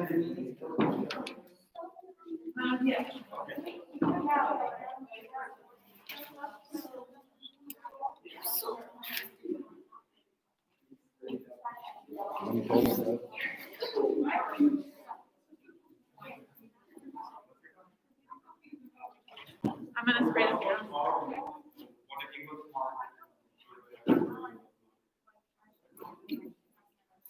It's going to be probably more based on what rebuttals you created. So, like, you'll talk now, but which one you have rebuttals for? You know, do you understand what I'm saying? All right. Feel good? Go brush. And then you can test it the right way.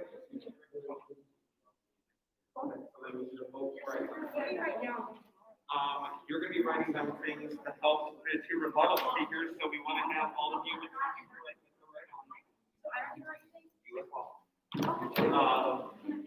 Or a computer, or phone.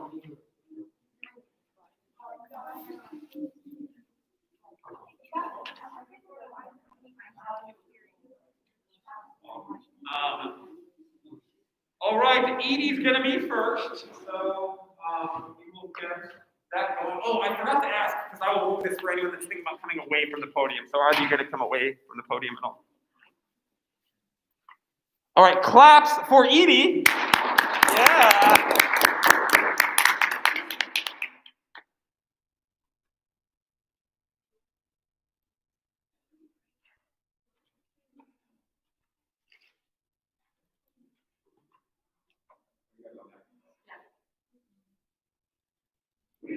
Yeah, we're ready. Oh, we'll be able to deal with this one.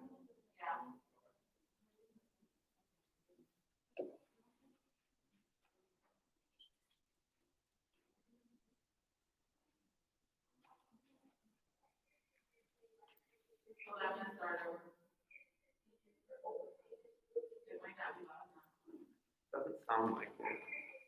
I've got a mic. Is there a way to amplify? What's it playing out of? Look, it's playing out of these speakers here.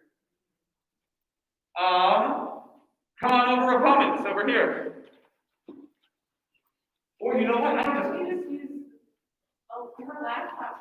Yeah, just pull it up on your laptop. We'll just do it that way. It's on my phone. Do it that way. So, what do I do? Play it to them. Hold up to the mic. Oh yeah, there you go. You can hold up to the microphone Oh. so that everyone can hear.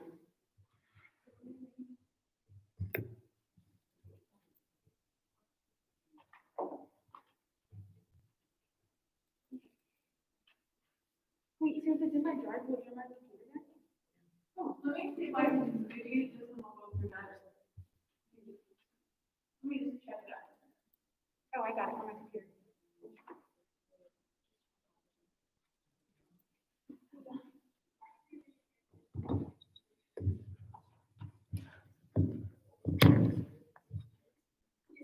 the sheriff's office down the road? Or Okay, can we hear now? why aren't many parents giving much attention to their children's safety at school? Is it because teachers are always saying their school is a safe place? Is it because of the sheriff's office down the road? Or is it because that every school has a security guard? I mean, what school doesn't have one? Well, according to the superintendent David Tweet, a small town in Texas states, we don't have enough money for a security guard, but we do have a better solution. What is that better solution, you may be wondering? Will you tell me, should teachers carry concealed weapons? First of all, it increases response time. If teachers were armed and ready, then they wouldn't have to wait for officers to get there to feel safe and protected. Second of all, it will save many schools lots of money by not having to pay for a security guard. And third of all, it will reduce shootings. If shooters are aware of armed and properly trained teachers, they will think twice about taking innocent lives of many children and teachers. How does it increase response time, you may be wondering? Say that the nearest police station is 30 minutes away and there's an intruder in school. How are all those kids and teachers supposed to be safe in time? Many lives could have been taken in those 30 minutes that the police were on their way. So with the proper training and skills, any teachers can be ready to parent students anytime.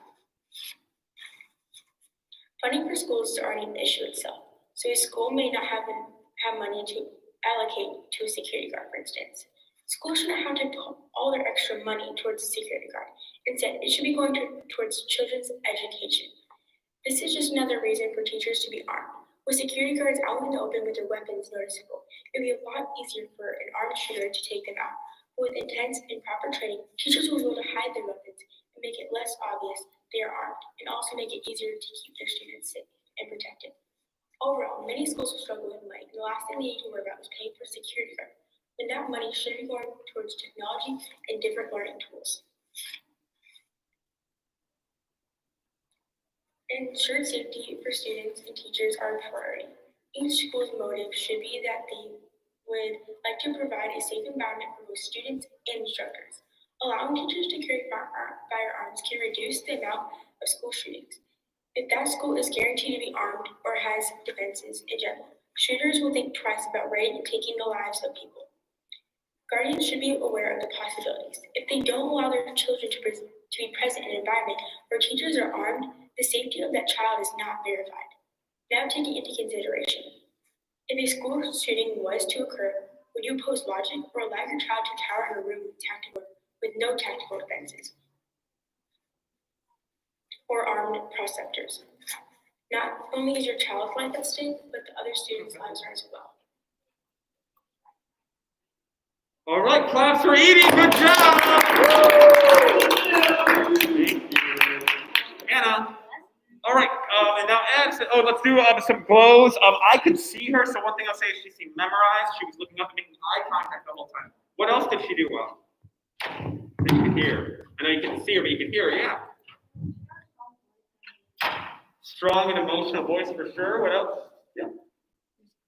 Very clear, like you could hear what she was saying, so it was easy to get her points down. Good, good. Yeah, one more. She was really passionate. Very passionate. Awesome job. Well done. All right, claps for Addison.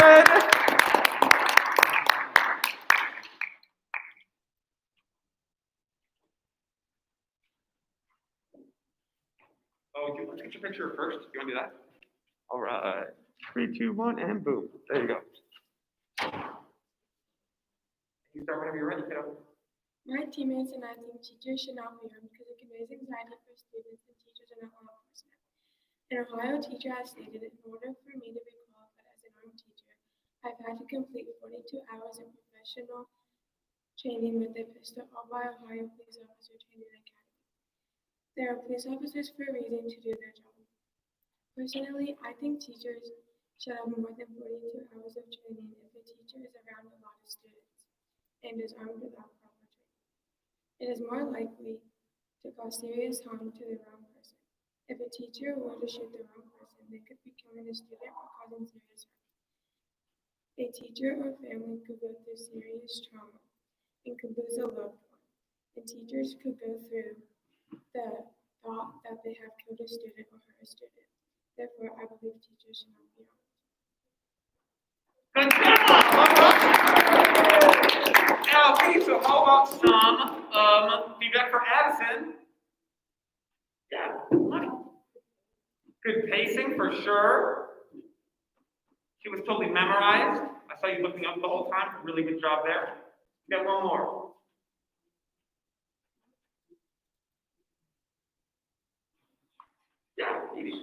But she just did like a really good job, like, she memorized. Good job memorizing. Yeah, Devin. Good job with your voice. Well done, kiddo. Okay. Why don't you head out there? Okay. Get your rebuttals ready, and then we're gonna get Logan's team here, Yami's team up here. Cool. And then yeah, you're welcome to come back in. Come on back in. So we have an hour. And then yeah, you've got about 7 minutes for your rebuttal stuff. Okay.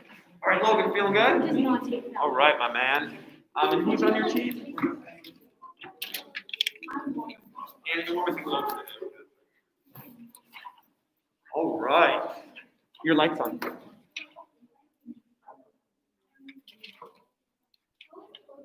All right, here we go. I want to keep going because we're a few minutes behind. Head on out, head on out, head on out if you're doing rebuttal. We can get started. All right, claps for Logan.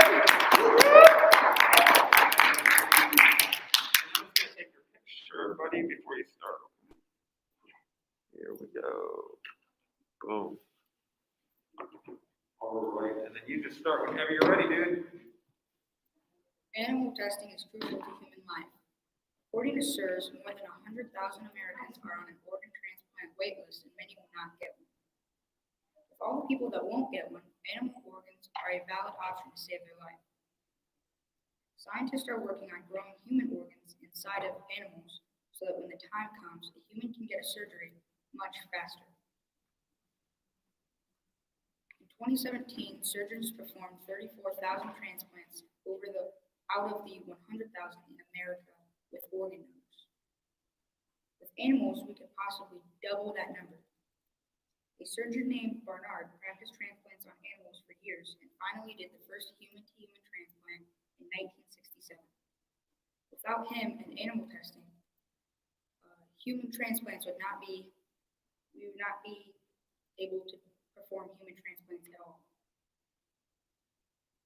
Would you really want your grandpa or grandma to get diagnosed with organ failure and be forced just to have to give up on them?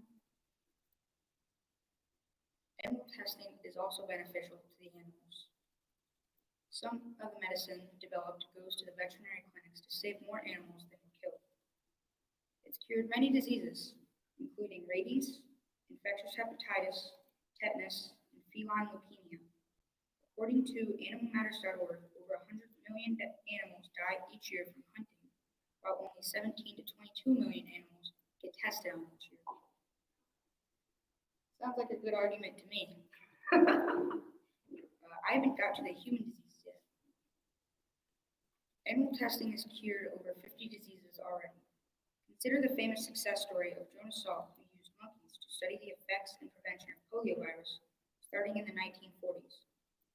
His research, including the valuable contribution of the monkeys, a vaccine was developed and polio was virtually eliminated by 1965. That shows without animal testing, diseases like polio and many more would be a very big issue today. Thank you. Good job. One thing I heard from Mrs. Thomas just now is that Mike needs to go down. That's right here. So yeah, it was really good. I really like. Well, I'll have you go first. So what went well? Yeah, he had good tone. Very good tone. Lots of facts. Memorized. Got kind of snarky too at that one point. I love that. What else are you going to say? That was it. Okay. Oh, look at it. Look at his opponent. I love that. Was my favorite moment today so far, probably. All right, claps for Yummy. If the bell rings, it's going to ring in 3 minutes. We stay where we are, and I will guard the door. Oh, we get a picture of you before we start? For the gram. All right. Did you know that over 100 million animals, including cats, mice, dogs, rabbits, hamsters, guinea pigs, monkeys, fish, and birds, are killed in the U.S. laboratories by biology lessons, medical training, drug, food, cosmetic testing, and so much more? Animal testing is bad science, it's wasteful, it's unnecessary, it's unreliable, and it's inhumane. And I'm going to prove it to you. A Congressional Appropriation Committee told the agency last week the 2021 FDA spending bill directs the agency to explain how companies can avoid dog testing in an institution of health reports that about 30% of drugs that pass through animal testing are found to be toxic to humans, while another 60% fail because it's ineffective. So if we solely stop animal testing, it wouldn't affect anything at first, since most drugs don't work on humans. The EPA just announced it will just drastically scale back to eventually eliminate studies and testing on chemicals on mammals. That's why animal testing is unnecessary. Animal testing is also unreliable because animals do not get many diseases as people do, such as major types of heart disease, many types of cancer, HIVs, and so much more. If lab animals can so easily and suddenly be discarded, and the importation of animal for experimentation can increase risk on virus spread, then the exclusive focus on first using animals for models should be reconsidered. Most of the time, people make mistakes, even scientists. So if there's going to be a lot of problems, we don't know what can happen next. Scientists do not just make mistakes on testing, they also don't realize how they affect animals. Animals aren't just wild animals, they're human beings too. The animals most frequently used are mice, rats, rabbits, and guinea pigs. In these tests of cosmetic products, they suffer through a violation of skin irritation, eye irritation, and any kind of toxicity. This in turn can cause several damage to animal testing or worse, death. Animal testing should be eliminated because it is violent to animals' rights. It causes pain and suffering to experimental animals, and other means of testing product toxicity are available. Over 100 million animals are burned, poisoned, and abused in the U.S. labs every year. This is just not right. They also have a life to live. They have feelings and emotions. We can't just think about what we want. It's not safe. It's not right. Lastly, animal testing is inhumane because animals are deliberately sickened with toxic chemicals or infected with diseases, live in barren cages, and are killed with the when experiments end. And if you define crying and expressing emotion, such as grief and joy, then your answer is yes. Animals do create tears, but only to deliberate their eyes, says Brian Emerald, senior creator of Smithsonian National Zoo. Animals do feel emotion, but in nature, it's often their advantage to mask them. And animal testing hurts not just animals, but humans too. Humans are harmed because of animal testing may result to clinical trials of biological even harmful substances, by exposing patients to unnecessary risk and wasteful scares of research. I've talked about how animal testing doesn't always work, how it hurts animals, how it hurts humans, all the way to almost death, how it's unnecessary, unreliable, unsafe, and inhumane. Animal testing is horrible. There's more bad things to it than good things. That's why me and my partner think things should change. Good job, Yanni.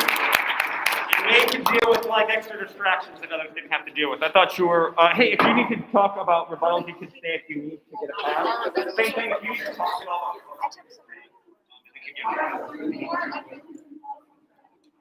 good job. I thought you were well. Good ideas in there, so you crushed it. Well done. And way to deal with that extra level of distraction. Can I go change? Hey, everybody that's come. I told you I don't give you time to change. You have to come What? ready. Come ready to So I can't go to the bathroom real quick? go. Oh, okay. All right. Hey, we need Audrey's team up here and Lucy's team over here. Everybody else grab a seat with your teammates at a desk or at a table. Audrey's team here, Lucy's team here.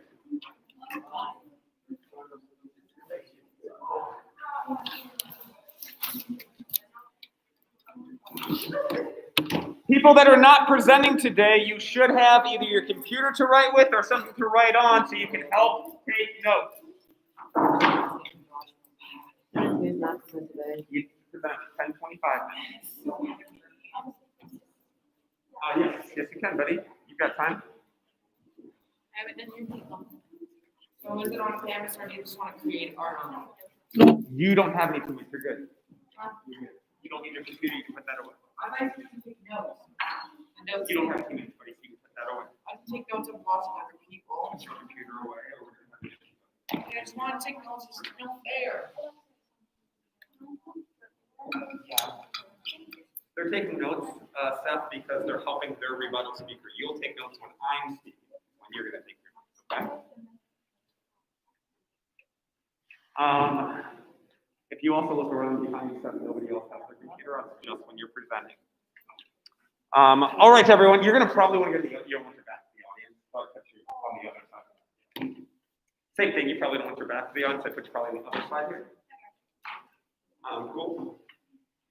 All right, so there is a mic here. It works really well. You can hear like, oh, yada, yada, yada. You can kind of hear me. Yada, yada, yada. Does this sound different? Yeah. So just be aware, it's up to you. I can't make you take your mask off. Totally up to you, but it sounds extremely different when you're wearing a mask versus not wearing a mask. It's like night and day. Okay? Totally up to you, though. If you wear it, I cannot make you do that. Are you missing a teammate today? Oh, Elsa. Yep, we're good there. And then who's your opener? And you're good. You feel good? Okay. And then who's opener here? Feeling good?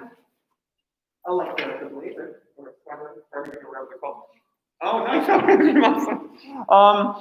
All right. Let's get everybody that somehow decided to go as far away as possible up here. Like in these desks here.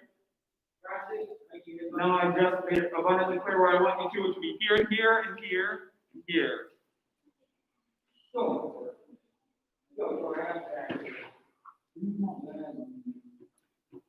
And you should be sitting with your teammate. So if you're not with a teammate, don't sit at a table without a teammate.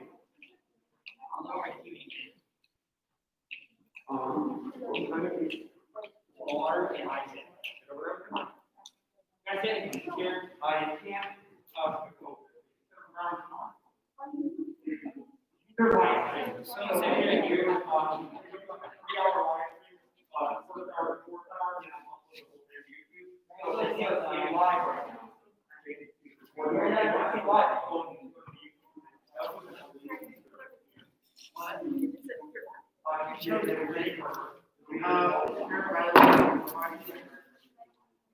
They look good? I thought they did really well first and second hour. All right, here's the deal. You are going to be nervous when you come up here. Nobody is not nervous. Everybody is nervous when you come up to speak. And every single person has said you're nervous for about 10 seconds, and then you sort of kind of ease into your speech, okay? If you have a moment where you like slip up at all, and I see you're struggling, I'm totally fine to be like, hey, go to your team, get your ideas together. I'm not gonna like leave you up here. Okay, don't worry. I'll come help you if I need to. But I really haven't had to today. Yeah. An individual question? Okay. And then if you have any questions for my opening today, just let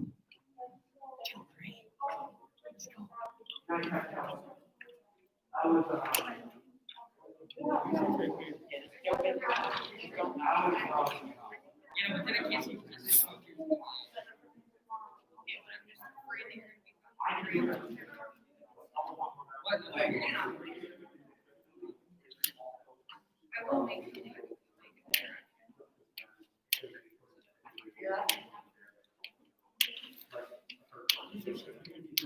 all right, hey,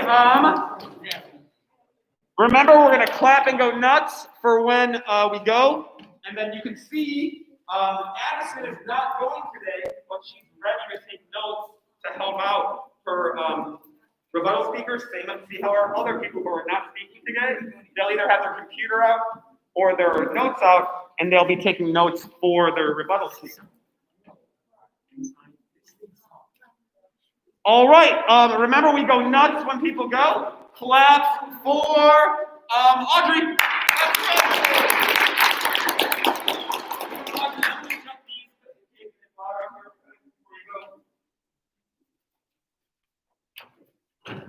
And then I do want to just get one picture of every person at the podium for the team right now.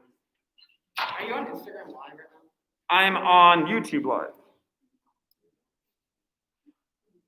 I know, was anyone watching in Thomas's class? Yeah.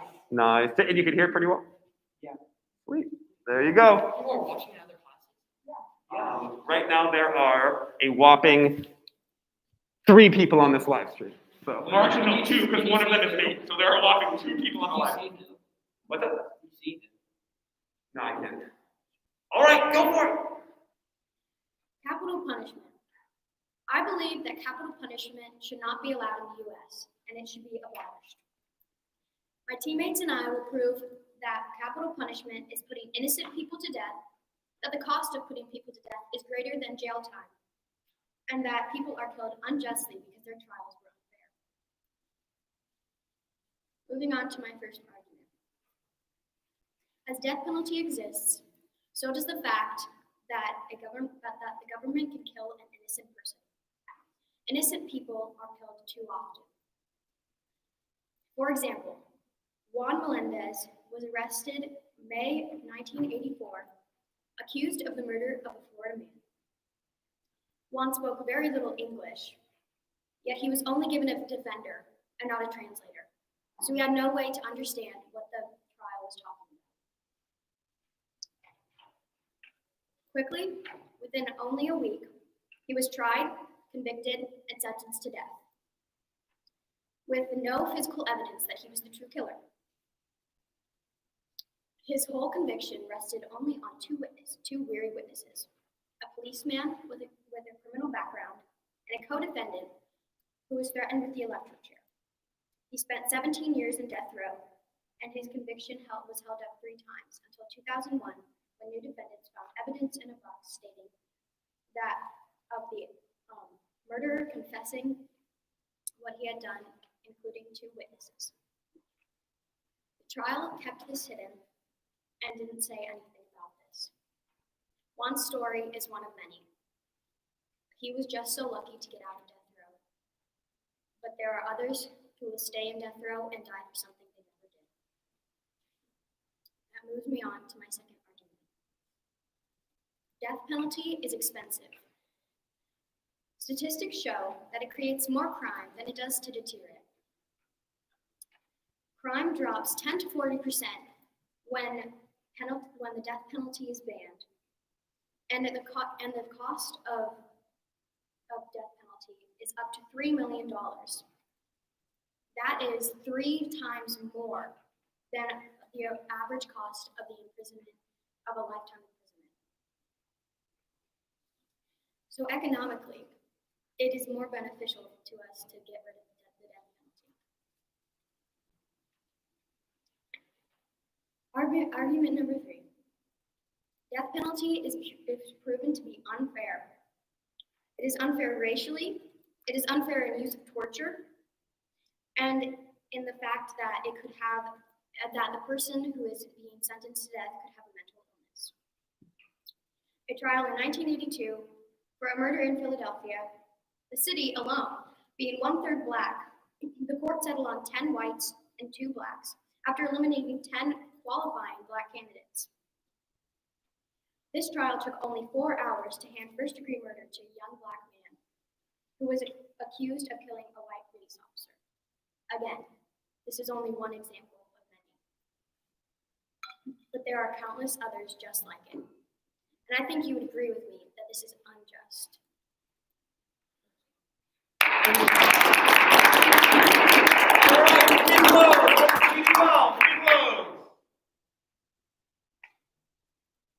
Isaac. Very good arguments, I thought. What else? Good tone of voice, Grant says. Lots of stats and stories. I thought that you were well memorized. I thought you had a lot of eye contact and a lot of tone in your voice, so good job. All right, clap for Lucy. And was that accurate, Audrey? Was it nervous for the first 10 seconds and then you kind of sink into it? I'm not lying, I promise. Okay? Cool. Punishment. We are all familiar with that word. When we were young, we'd get our phone taken away or get grounded. But what should be the punishment for homicide or rape? Capital punishment is something that we need in order to keep everyone safe. Now, capital punishment is something that should be taken very seriously, and not every crime should be put up for death row. Only ones that are notable for capital punishment. We have the evidence to show why we need it and why it would excel in eliminating horrific felonies. While we worry about taking away human life, you should worry more about deaths in jail and self-harm in jail. According to the Bureau of Justice Statistics, 39 people have died from the death penalty from 2000 to 2020. Over the past 3 years, 2,843 people have died in jail. That's 1,000 people per year. And 918 of those deaths have been suicide. Think about the difference between the two. Another piece of evidence is according to University Wire, rates go down because of the death penalty. Capital punishment can stop murderers from murdering again, and sadly, murder can happen behind bars too. And once they get out of jail, who says they won't murder again? We need capital punishment to eliminate the chances of them escaping, murdering, or harming themselves in jail. And some come clean once they kill or rape and are scared of the punishments. Some will never stop plotting or scheming for their next manslaughter. Another piece of evidence is jail is not enough for these prisoners. According to FMT News, some learn their lesson while others find more effective strategies. And the more time they spend in jail, the less they'll fear it. And while in jail, they can find people out in the community to do their bidding. Jail is not going to stop them from ruining more lives. Like I said before, they can find more effective strategies. They can talk to other inmates, make friends. They can find more ways to harm, cover up evidence, or get off with it. You never know what they're plotting next. As you can see, we have enough evidence to show not why we need it. And self-harm in jail and deaths in jail is something we really need to worry more about. And the rates go down because of death penalty. And jail is not enough to hold these people back and stop them from ruining their lives. There are families we need to protect, and we need to protect your family and your friends, and we need capital punishment to do so. Thank you.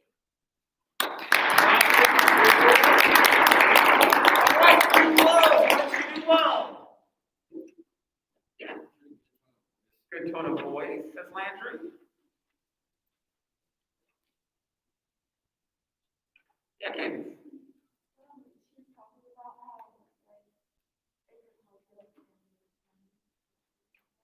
I agree. My talking was a good. It was very conversational at times, I thought. Ava. It's okay if it comes back to you. Tell me, Josie. She had good eye contact around the room. Yeah, good eye contact. No, that's all right. Yeah, I thought you did a great job. Well done, okay? We'll have your two groups head out to work on your rebuttals, and then we'll have Maya's group up here and Maddox's group over here. So Maya's group here, Maddox's group here.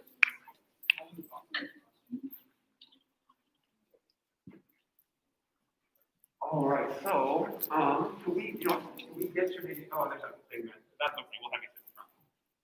So you want to have something to write with or write on, or you can use your computer.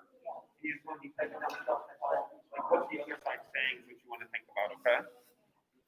Maddox, we have a video for you.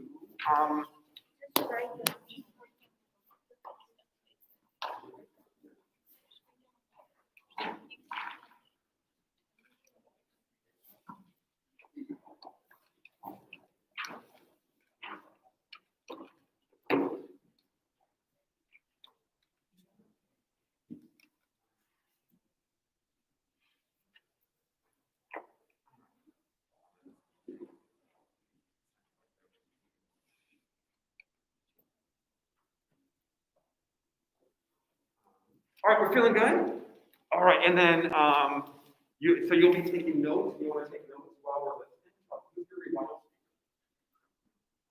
I'm the rebuttal speaker. That's right. So you're going to help me. I need you to take all the notes. Can you maybe start a document that you're both on and then share that document with me after you take your notes? Feel good?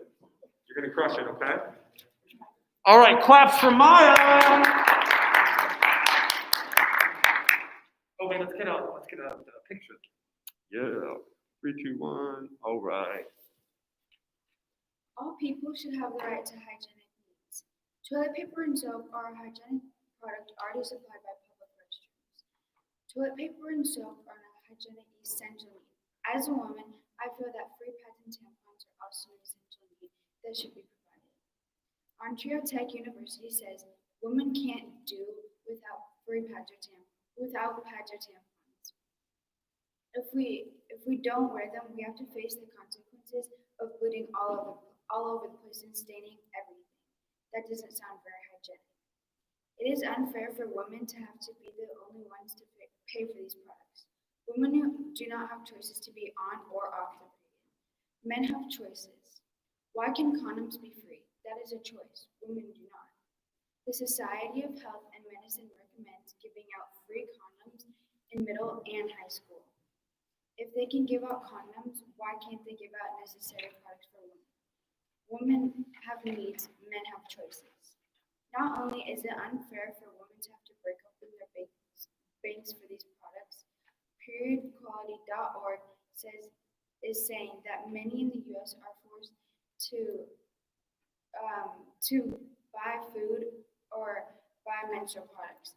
Most women on average spend $300 a year on feminine products, and they spend on average of 52 years. The amount of an average of a lifetime costs $15,600. This amount of money that is all spent on feminine products is displeasing.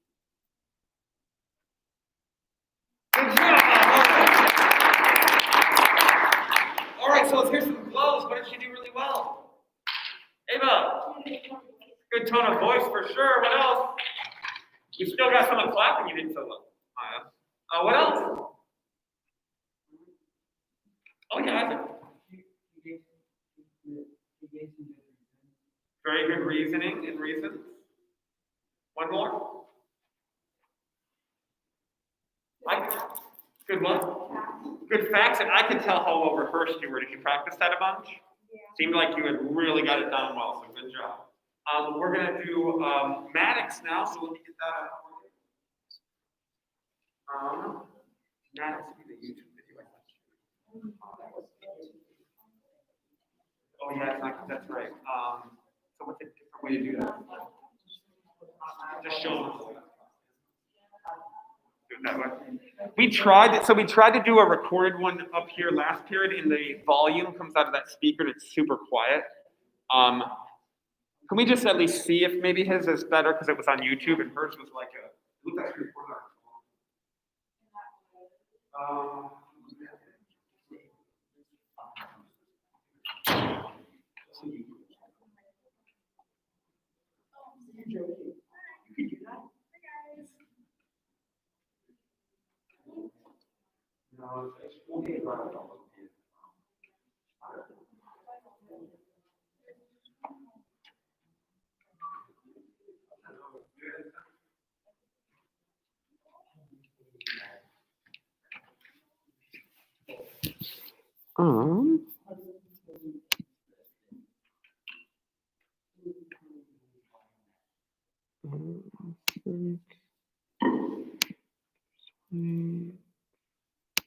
It's called Maddox's speech.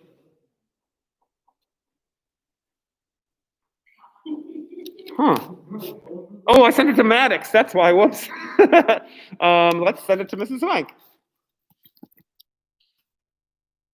You can disregard that email, Maddox. All right, there we go. Okay. That time could change slightly depending on how fast we get through people, okay?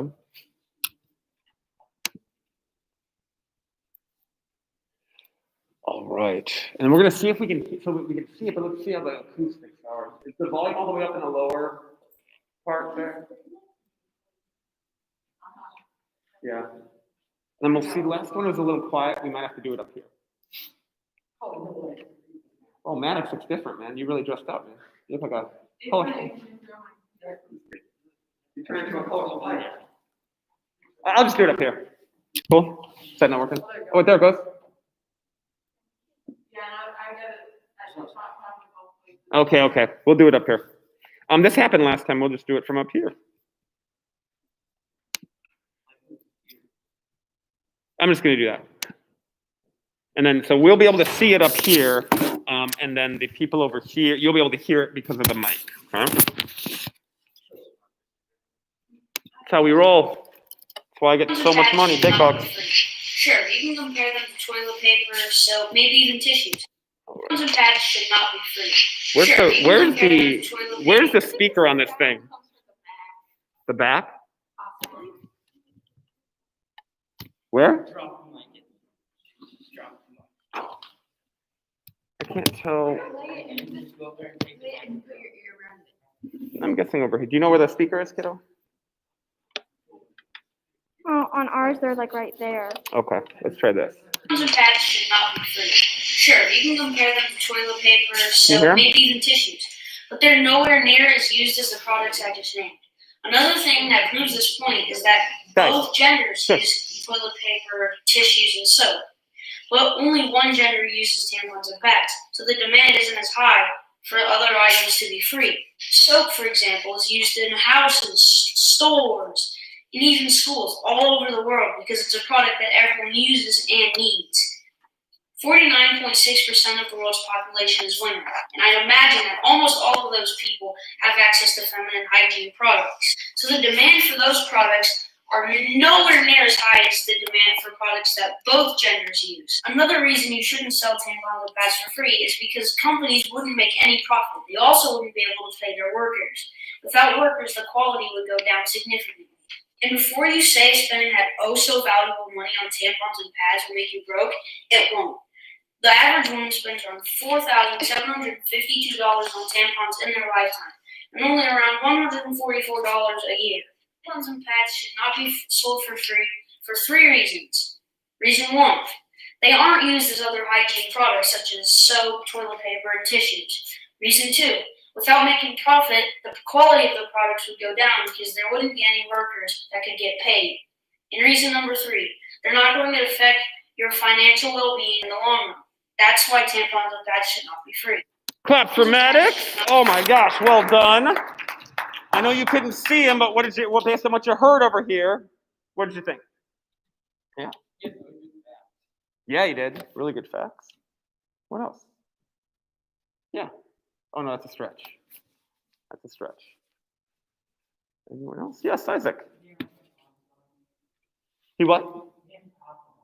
He didn't pause too much, yeah? I thought it was good pacing.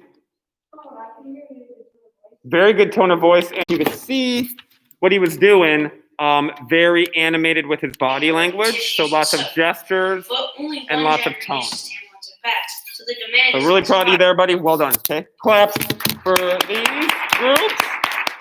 Head on out to do your rebuttals. Head on out to do your rebuttals. Whoever's been watching this live stream is probably like, what the heck? All right. Mr. Kerr, Yeah. when does closing? They go tomorrow. They go tomorrow. All right. It's going to be Austin's group here, Grant's group here.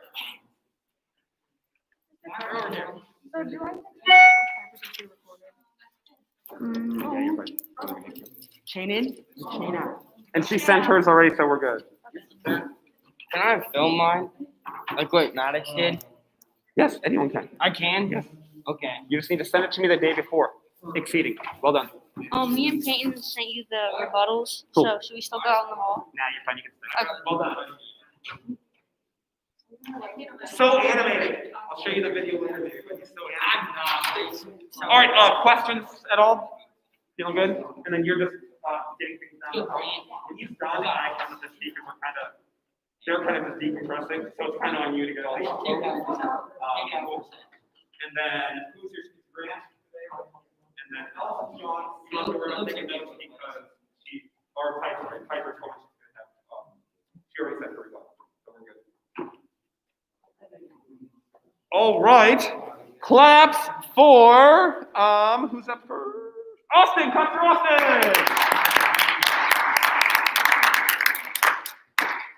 I'm just gonna get a picture first. Oh wait, it's a different topic though, right? No. What's yours? There it is. Mrs. Swank made some snazzy stuff. All right, go for it, my man. Me and my team believe that teachers need to be armed. Some reasons why teachers need to be armed is because it can minimize death rates per year, make the low risks of school shootings. We can react a lot faster if there is a school shooting, and teachers need to be able to defend themselves. If a teacher is armed, we believe it will lower death rates because a school shooter will think twice before doing harm, because teachers are armed, so they have less time to do the harm. For our second reason is teachers deserve to protect themselves is because they signed up to be a teacher, not a victim. CBS stated a 13-year-old middle school student opened fire on campus Monday just before classes were to begin, wounding two and killing a teacher who had tried to intervene trying to protect. This is just sad. A teacher tried to protect the kids and lost his life. This is a problem. For our last argument, we will talk about how we can prevent school shootings, or we can just react faster. When there's active shooters, you do not have time. The reason you don't have time is because the more time, the more bodies they will add up. So cops take a couple minutes to actually arrive because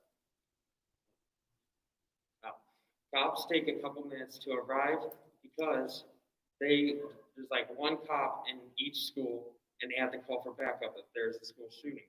That's why we can't just keep adding up the victims and we need to change the school system. Good job, all right. That's for Austin. Okay, what did Austin do well? I have 3. Do all 3. He had good hand motions, like gestures, good tone of voice, and really good facts. Nice, let's get one more. The audience has gotten smaller, so it's tougher. I'll take this one. I thought that you were clearly well rehearsed. Like I was saying, this happens, sometimes you get eye contact just on me, that's why I went like this. So if you see me go like this, it's because you're kind of looking at me and it's kind of funny to go like that. But yeah, I thought it was great. Pacing was good, emotion in your voice. It was well written, it made sense, and I wrote down the teacher not being a victim, I thought was your kind of the logical idea. All right, claps for Grant.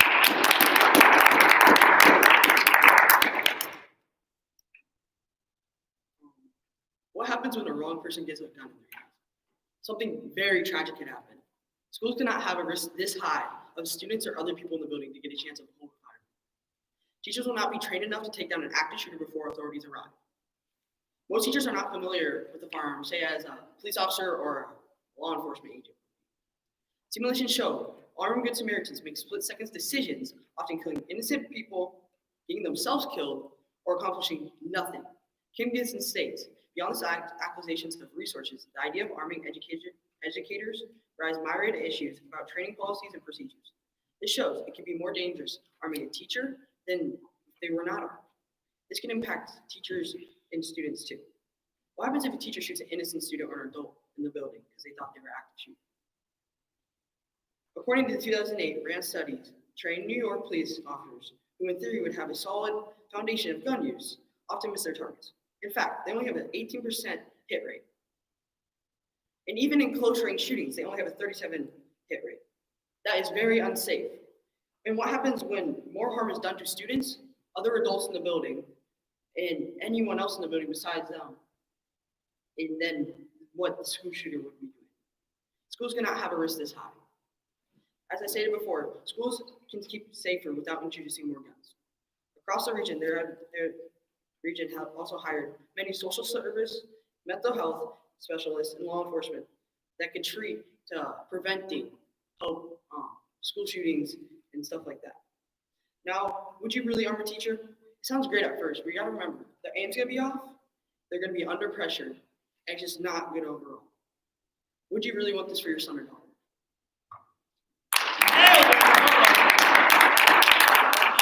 Feedback for Grant. Landry. Yeah, good hand gestures. Really good command gestures. Yeah.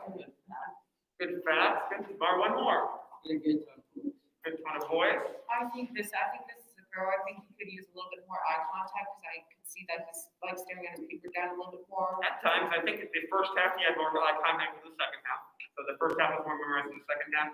I thought you should look at maybe speech team and things in ninth grade and high school. I think it's very emotional and very conversational, which is very rare. Like it's almost just like you're having a conversation with the audience, which is rare to get somebody at that level. I see you nodding your head, and you're more of a drama guy. What do you think? I thought you had a lot of emotion in the way you're speaking. Great. Sweet. All right, you're off doing your rebuttals. Good job, both groups. You both got at least a secure. Cool. So good job. At least a secure. At least a secure, both of you. All right, come on up. Next group here, Isaac's group here. Next group's here, Isaac's group's here, and we are right on schedule.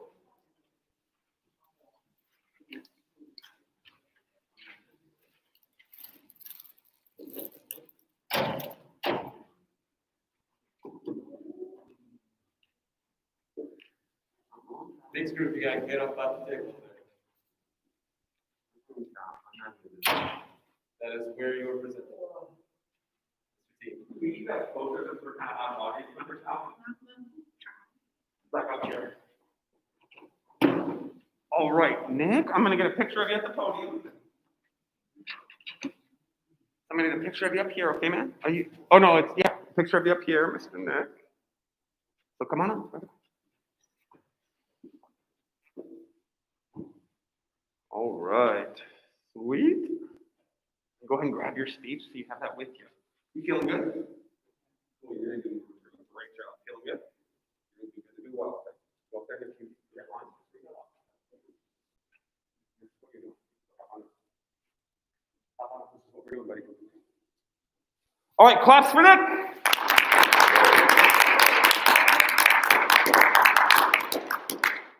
And if you prefer to give it from the table and the podium, Nick, that is fine too. That's fine to move from there if you prefer.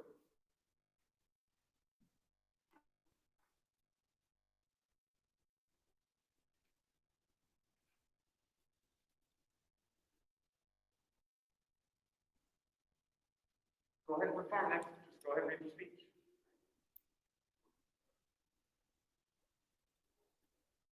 You can do it. Go for it. Why don't you sit down with Corbin for a second? I want you to read it in your head, and then we're going to get you to come up. So go ahead and grab a seat. You're going to read it in your head, and then we're going to get you to come up. You can read this to practice for a moment.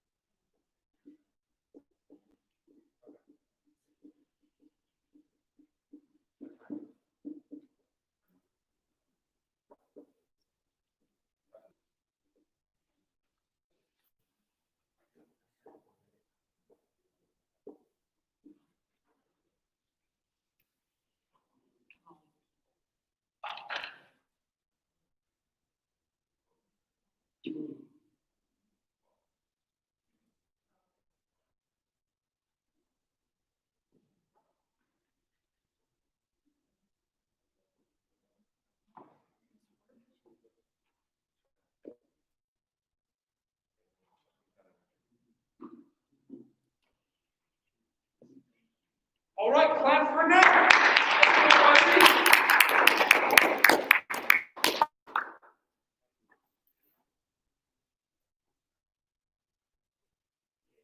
Nick, come on up, my man. Do you want to go, maybe, would you prefer to go second after Isaac? Yeah. So wait, Nick, so if I let Isaac go first, which is out of order, then you're committing to go after him. Okay. I'm not first,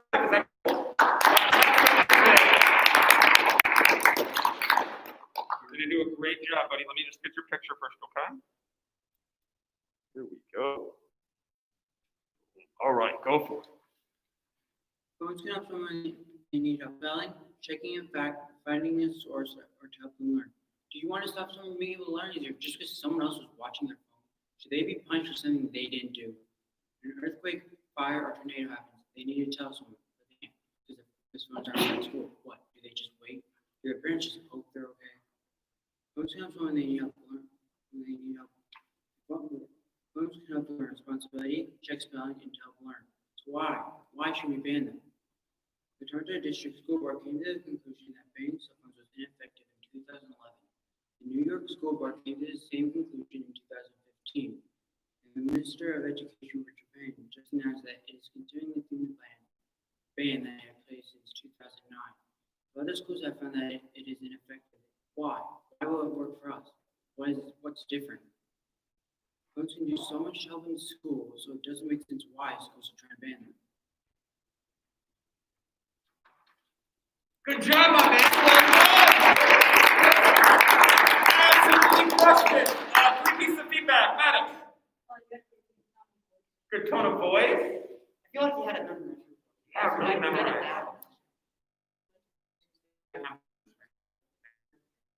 Good more? Yes.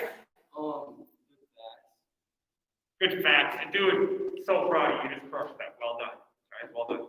good emotion in your voice. I loved how you had deep and stressed words, and I could tell you really practice. The arguments I have for this aren't exactly the ones that they have. I have these ones because I just know that since it's spoken, I need to get the audience's attention. Oh man, Get them and you did. You absolutely did. So well done. Okay, claps for Nick.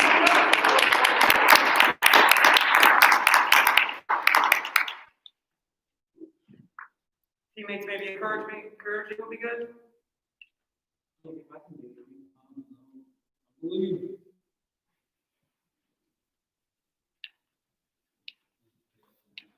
That you promised me if I change the order that you would go.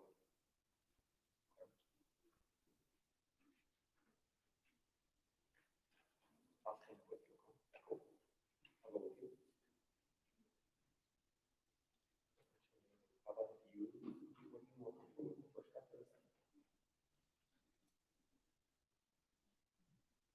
you more comfortable with the first half or the second half? Otherwise, we're going to do the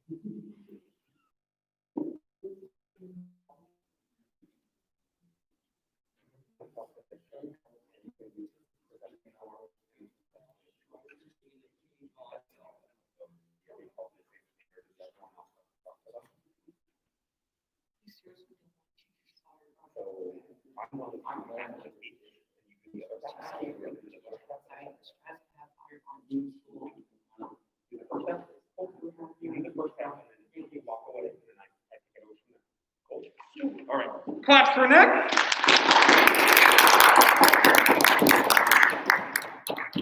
I'm gonna get a picture of you first, and then we'll have you go, okay? And then I'll be standing next to you if you want. All right, here we go. All right. And then you just go first half, and then where are you gonna go to? Where are you gonna stop? Let's have you go over here. Let's have you go from phone to school, and then I'll go from school. All right, go for it. You got it.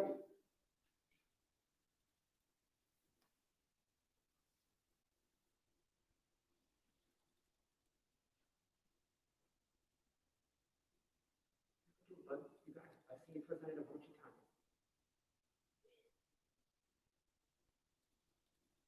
You want me to do the first half and you do the second half?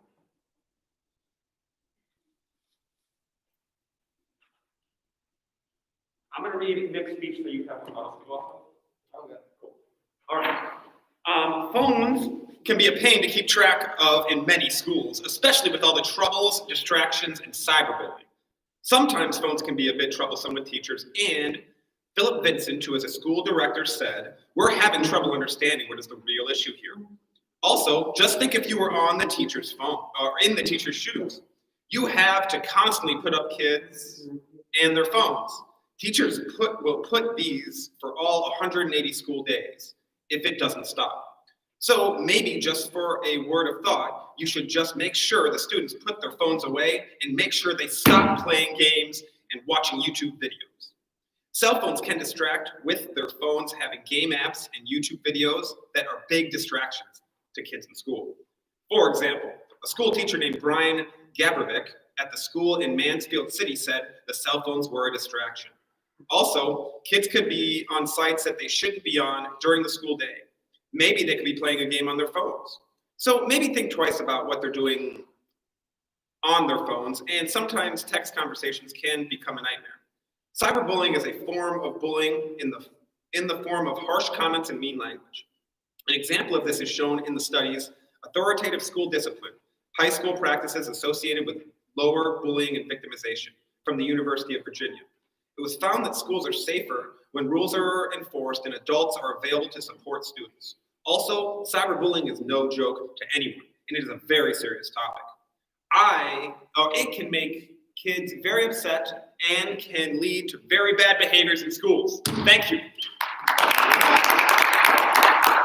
All right, we didn't hear him present, but we heard a really good speech. What did we like about his speech? What was good? Yeah.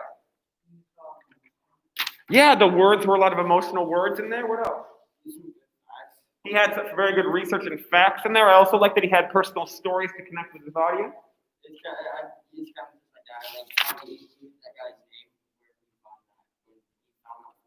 adding ethos and credibility by citing his sources. Well done. Anything else? All right, well done. You have time to prep your rebuttals, okay, if you need to, so you can talk about this. Cool. And then who's your rebuttal speaker? Is it Tamar? So could you hear my arguments from the next? Yeah. And now we need to talk to Tamar. What we need to tell him what rebuttals he can give tomorrow. Okay, cool. Good job, good job.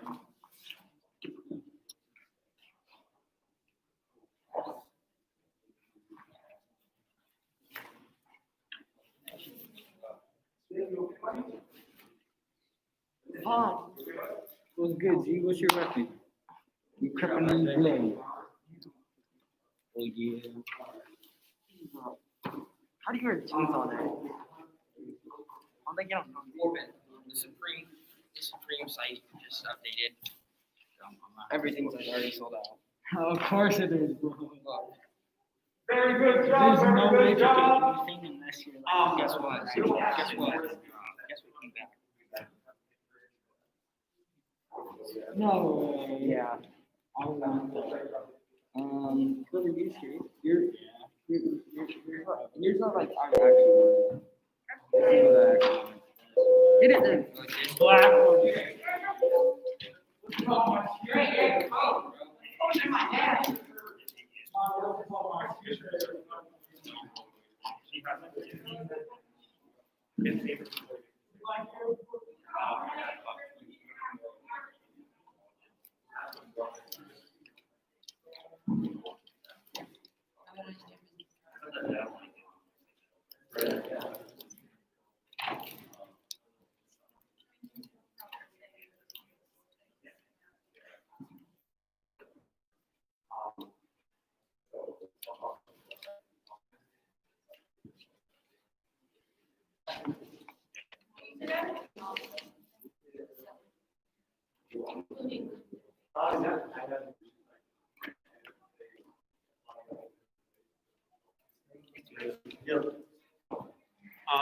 Thank you, should see this.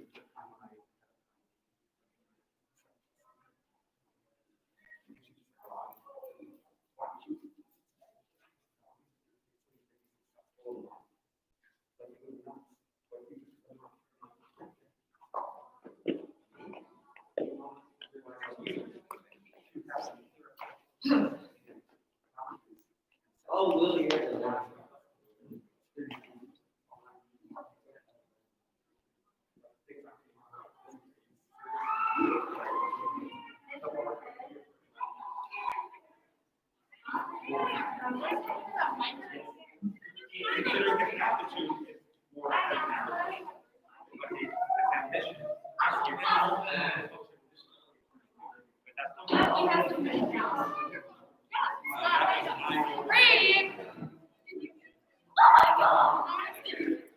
All right, hey everyone, we're gonna get Jordan's team up here, Zach's team over here. Jordan's team up here, Zach's team over here.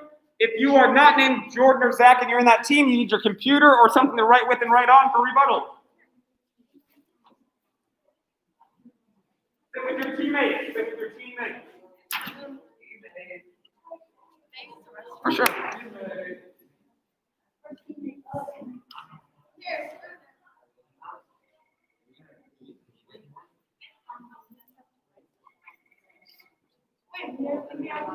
Yeah.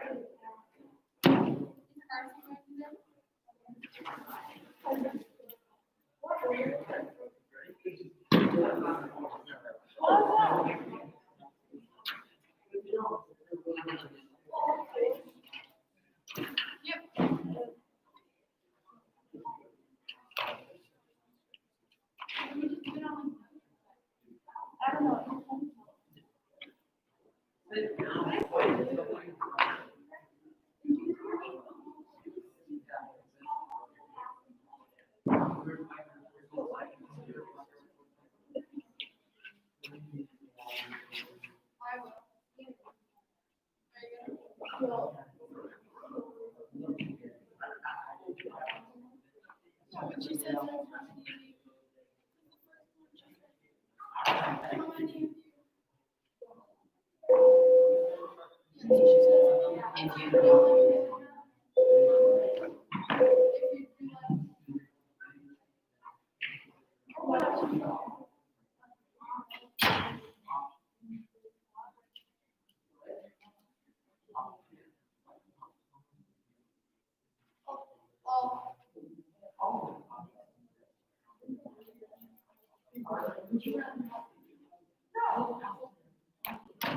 Morning, everyone. Hello. Kerr's not in here yet. All right, let's do some good things.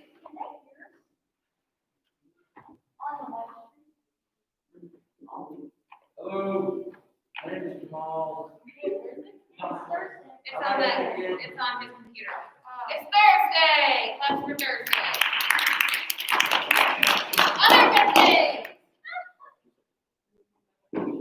Anyone, are you guys excited that you're getting done with the speeches and they'll be behind you after today? Yes.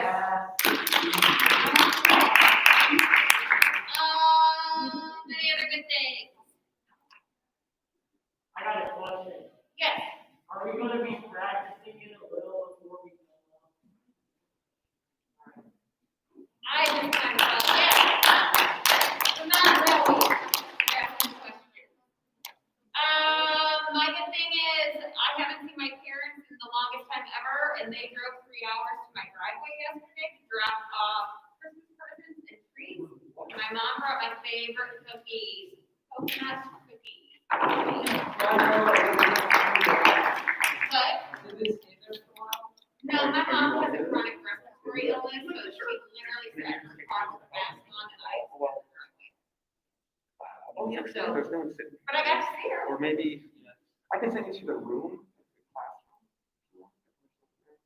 I'm wondering how we do this, because I can't send them to work on the rebuttals when they finish. Could you go into that area and be insanely quiet? Okay. Okay, do that.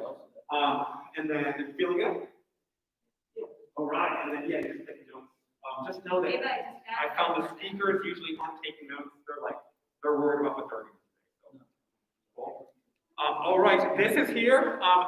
Please notice the difference between this, when I have this, and then the difference. Do you notice a difference or no? Pretty big difference? It's pretty significant last period. Let me get this done correctly here, maybe. Take this in. Is that better? No? Can you hear me? Yeah. And is there a difference when I'm like this? Does this sound different at all when I'm talking? So you can see that there's a major difference. I'm not going to make you take your mask off. Just showing you if you want to, encourage it. Jamal, you good? Yeah. What's up? Something's wrong. Okay, just thought you were raising your hand. Yeah. Is everyone ready? No, sorry, all of you should have your stuff away. And then, I'm sorry, I misspoke then. It's the teammates up here will be taking notes while the opening is, the opponents will be taking notes while the opening is going. Because they want to be able to listen, and they want to pick out the 3 arguments from the opening. They also want to listen and write down some of the evidence that they're trying to use. So if they say 60% of whatever, they write that stat down. Cool? All right, remember we go nuts when people go up to the podium. And then I will get a picture of you before you start speaking to put onto the Instagrams. Claps for, who's up first? Jordan, clap for Jordan!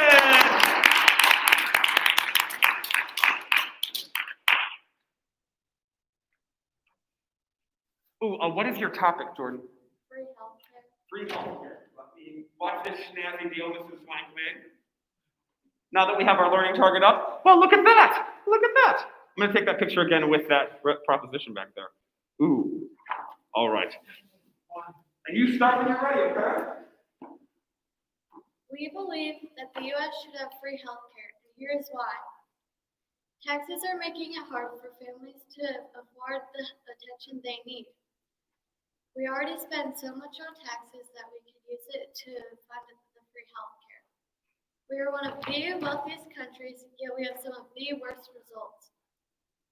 If we figured out a way to develop free healthcare, we wouldn't be the only one with free healthcare. Taxes are causing many families to go broke, leaving them without the help they need.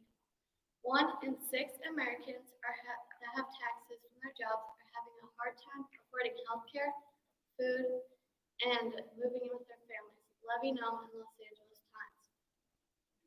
Soaring deductibles and medical bills are pushing millions of American families to the limit.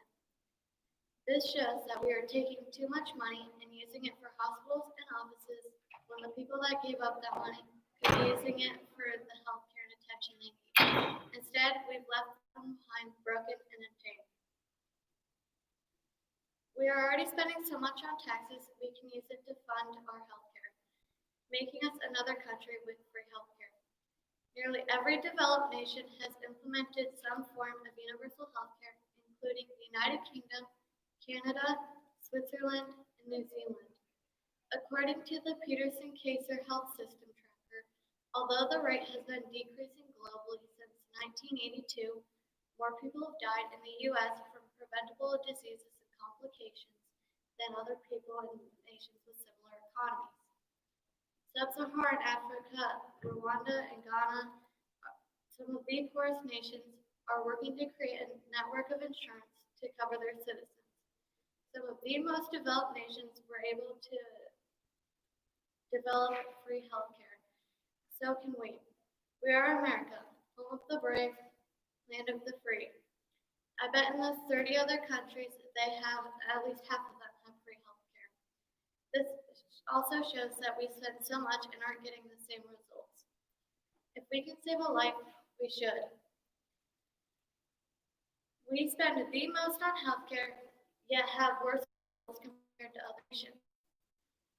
We have some of the lowest life expectancy rates. New Zealand pays less than half of what the U.S. spends and has a higher life expectancy rate than the U.S. The U.S. has some of the highest hospitalization rates from preventable causes such as hyperextension. We shouldn't be suffering from death if we can learn from other nations on how to have free healthcare and higher life expectancy rates. Having some of the highest rates of preventable deaths shows that the U.S. has more access to primary care, prevention, and chronic disease management compared to other nations. We're spending so much on this one thing, yet we're not having more positive results than other nations. Why are we putting so much money and not getting good results? People are going broke, leaving them unable to afford health care. I leave you with this. Why spend so much money on something when we have such bad results?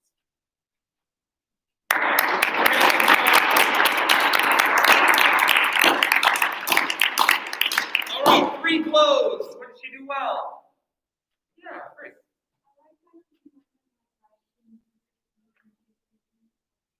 Really good pacing. I got that. Ava.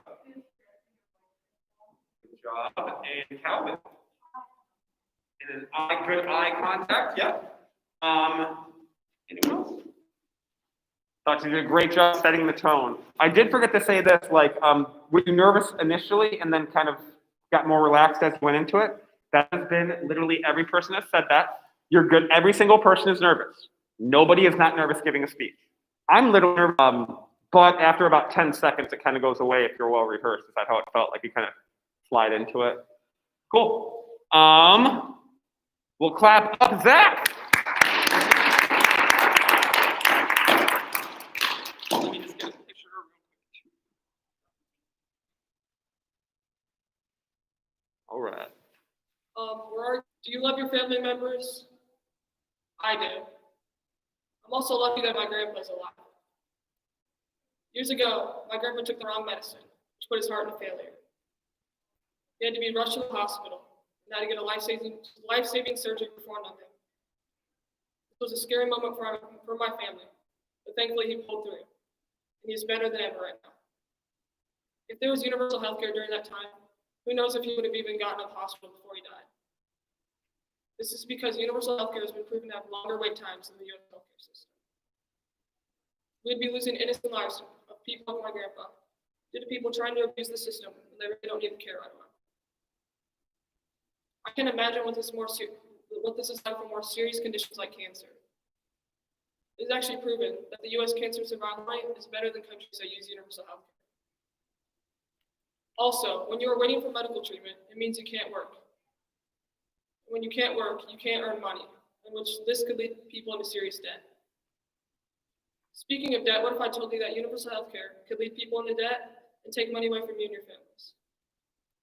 Research from George Mason University concludes that providing government-funded health care to all can increase federal spending by $32.6 trillion over the first 10 years of implementation.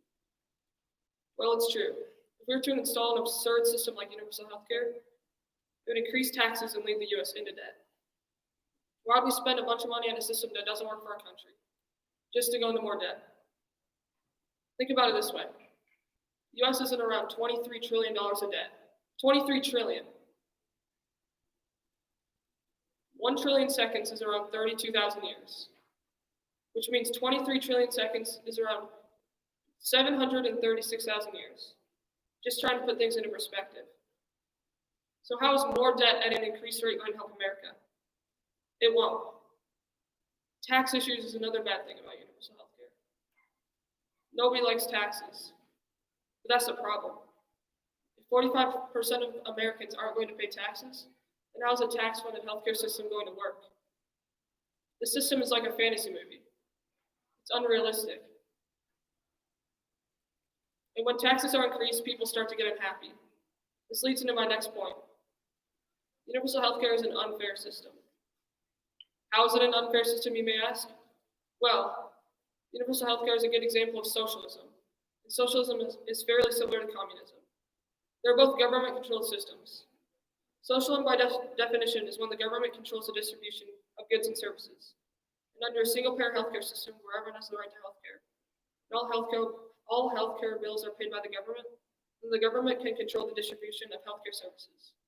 Dr. Amy Sims warns that if the government starts to take over healthcare, your choices could be reduced, healthcare could be rationed, and quality would suffer. The freedoms we fought for during the revolution would have gone to waste. The Patriots wanted a society controlled by the people, not the government. This relates to universal healthcare. If the government is collecting more taxes from people who work hard, who are employed, who pay all their taxes just to get taxed more money, they should spend that money on a good cause, right? Not necessarily. That might be going to people who can't afford healthcare. That's great, right? Because we're helping a lot of people, not so fast. What's the point in working when you're getting free healthcare? That's the problem. People would be less motivated to work when they're getting free healthcare. It's not fair to people who are employed, who pay all their taxes, who work hard just to get tax money to pay for people who are not employed. That's why the system is flawed. We could fund many better systems, like low-income housing, natural disaster relief, or even COVID-19 relief. As of 2020, $1.2 billion was used to help pay for 10,000 affordable and supportive housing. This helps the homeless and comes with on-site services. So it's not anywhere near as much money as we'd be spending on universal health care. Universal health care just won't work in America. What if people refuse to pay these extra taxes? What if we buy too many resources because people are overusing them? What if people try to get out of paying for these resources? This leads to U.S. debt. Out of all this, I don't know how you can still consider universal health care to be an option. It's been proven again and again that it will worsen healthcare in America and negatively affect the country. So, do you still want the monster of universal health care?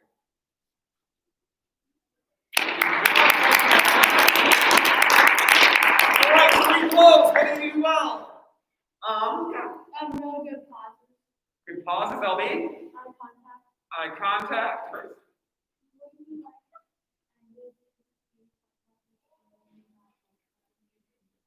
You'd like to drop the mic a lot? Good. Was that yours, Anya? Cool. Yeah, I thought, I actually want to talk about the way you wrote it, I thought was really cool. You wrote it more like a speech than a paper. You know what I mean by that? And so I don't know if I did a great job of teaching that, but I felt like it felt very speech-like and conversational. So that was cool. Very good job by Jordan and Zach. Yeah. He also had a good book. The story, oh yeah, I thought that was good pathos at the beginning, and then Jordan also did a great, so amazing job setting the tone for these two classes, for these groups. Head on out, and then, or don't try not over there, but very, very quietly, like we should not hear you over here as you're working on your rebuttals, okay? And if you have to go out there, I guess that'd be okay, but you have to sit on the floor, so just stay over here. And then we've got Ava's group and Karsten's group coming up, so come on up. Yes. I didn't nothing at That's okay. We are not bringing the length. Remember, I'd rather have it be 30 seconds and be amazing than be 20 minutes and be trash, right?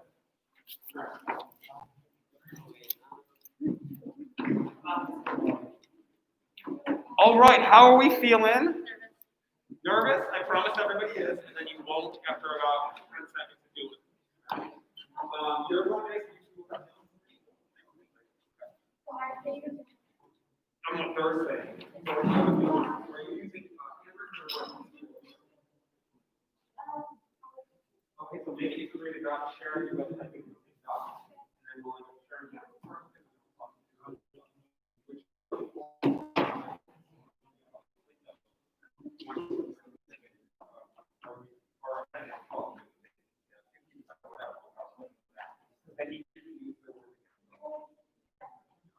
Good?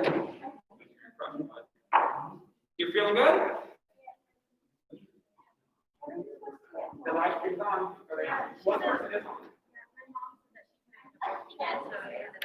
So what I will upload this to YouTube. After. I will create a Google Doc and share it with the two of you, and you should be identifying the 3 arguments the other side says, and then write down some of the answers they say so they can use the word together. Like that story about the grandpa, I would, in a rebuttal, use that against him and say, well, actually, with universal health care, your grandpa would have had a better chance, and then have a statistic to back that up. You know what I mean? So you want to twist their words together. Is this about banning or 4-day school week? Homework. Perfect. All right. Can we maybe get maybe further up, maybe fill in the these tables down because everything back here. So the eyes is a little closer. You know what? We have these rooms. What do you think?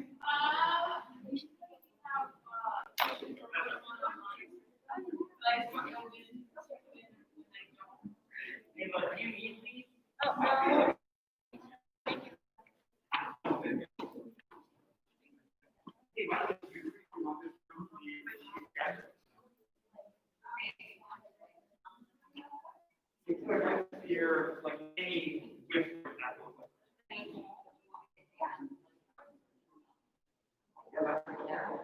You don't trust it like that. Not that we don't trust it.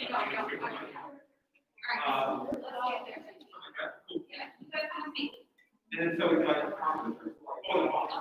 Perfect, good idea. All right, claps for Ava.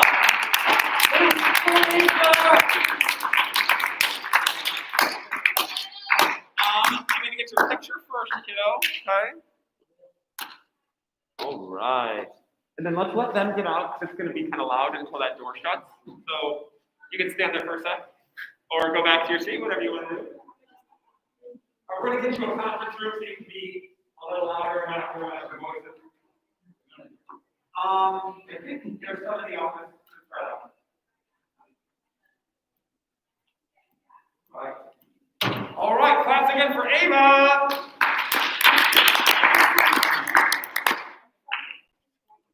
Hello. All students have a dream with school. Do you know what that is? It's no homework. May you please raise your hands if you like to have homework at night and not do what you would like. For those of you with your hands up, my team and our goal is to change your minds. And those of you with your hands down, my team and I's goal is to prove your point with these 3 arguments. 1, it can cause a lot of stress and mental illnesses. A study has shown that assigning homework higher young children's chances of having anxiety and depression when they are older. A study done by Stanford University said that 56% of students said that the #1 source of stress was homework. And having too much homework assigned can result in a lack of sleep, headaches, exhaustion, weight loss, and weight gain. Parents have been choosing to have fast foods because it is easier than having a home-cooked meal. And all of these could result in suicide, eating disorders, and obesity, and none of those are okay. This could have all been avoided if we had no homework. How are we supposed to live as adults when we are already facing this much stress as teenagers? How are poor, innocent children going to handle all of this stress and mentally be okay? 2, it limits social and family time.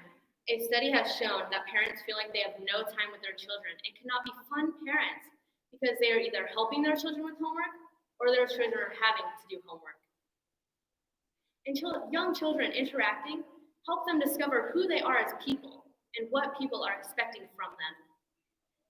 Parents feeling like they have no time with their kids. How is that okay? I will tell you how. It is not. I don't want to be distant from my parents, and I'm pretty sure none of you would want to be distant from yours either. If you have younger siblings, I want you to think about this. They will never know who they are as people and what is expected of them in the world.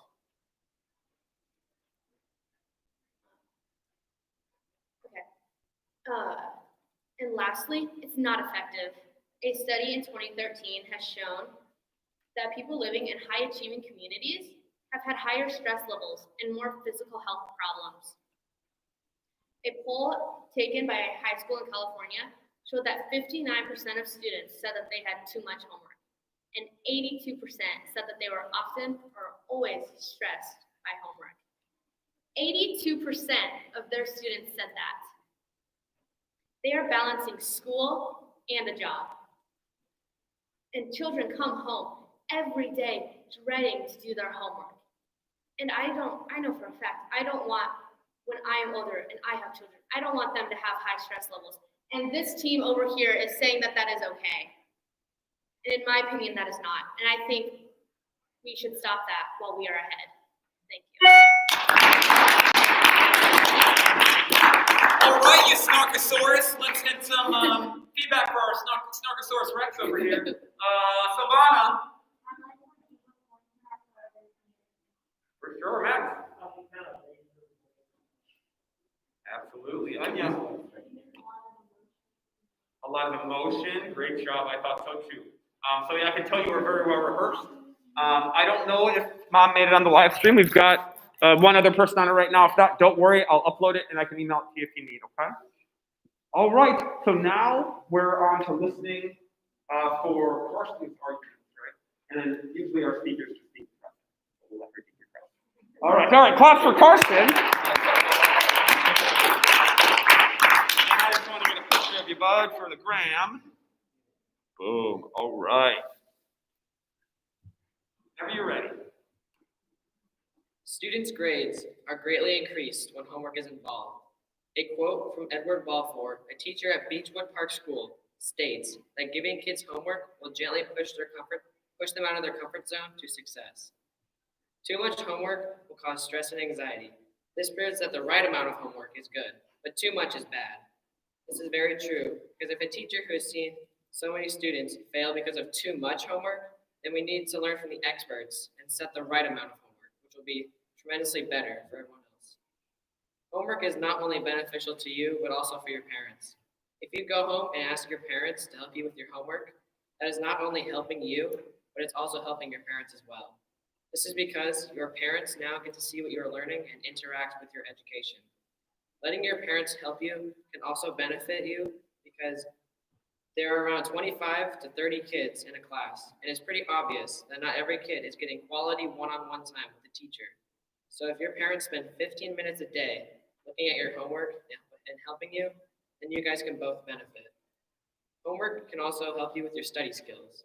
If you start doing homework every day when you are in elementary school, then you'll be implementing a habit to do your homework every single day. So if you can stay consistent, then it will pay off in your higher grades, such as high school and college. These are all the reasons why homework is good for you and everyone else. All right, pretty close to Carson. Good job, dude. Yeah. Good eye contact. Yeah, I agree as well.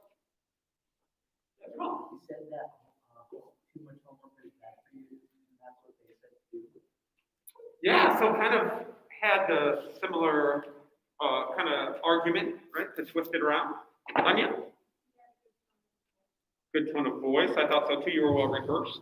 Thought it made a lot of sense, lots of research. Anyone else? All right, claps again for these two groups. Come with me, I'm gonna find a spot for you. Let's get Will's group there, Sylvana's group there. We're starting in 30 seconds. Let's also bring all your kids, Good job. Feeling good? I thought you were doing pretty well. Hey, what do you do?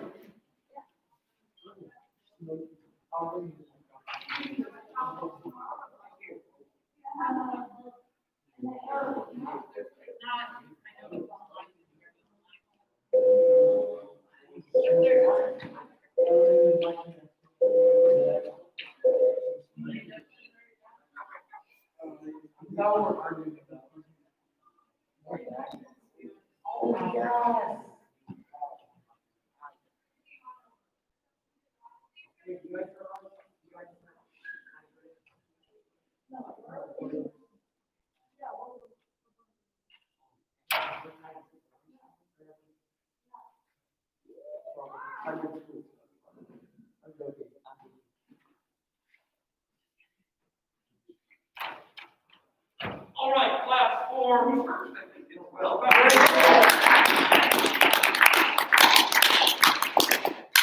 Anybody? Right, go for it, my man. I would like to have a 4-day school week. My 3 arguments include that students are growing, so they need more sleep. Also, our moods are changing a lot during this time, so having an extra day at home would give us most emotional support from family and friends. Finally, with an extra day at home, we'd have more time to devote our schoolwork, so our grades would increase. My own personal hypnosis is teachers like it so much, so they were enthusiastic about a 4-day school week, so they did a better job. There's some evidence in other labor studies that 4-day school weeks enhance productivity. Cramming, grading, and lesson planning into 4-day school weeks can be rough, but if you are good at time management, it's totally doable. Some benefits to having emotional support are calming and relaxing, lowering anxiety, enhancing social engagement and interaction, normalizing heart rate and blood pressure, reducing pain, reducing stress, reducing depression, and increasing pleasure. All those benefits prove that emotional support is better for students. This will help with the problem of sleeping in class, so students will get better grades and pay more attention. Even if we don't have a 4-day school week, we'll get most of our energy out and get the most sleep the last 2 days of the weekend. If most of the students get to a full 8 hours of sleep, the better their grades, according to a new survey. But the students in the later years of high school are likely to get an average fewer than 7 hours, leaving them up to an hour and a half short of what sleep they need. When schools have a 4-day school week, students tend to have a better attitude and attention span. Those kids will become more independent when it comes to work and will not as stressed as much when they have to go to school. In conclusion, all the things that I said in my speech say that 4-day school weeks are better for students and teachers than a 5-day school week. All right, 3 blows. What did you well? 3 blows. Jamal. I like his eye contact. Eye contact.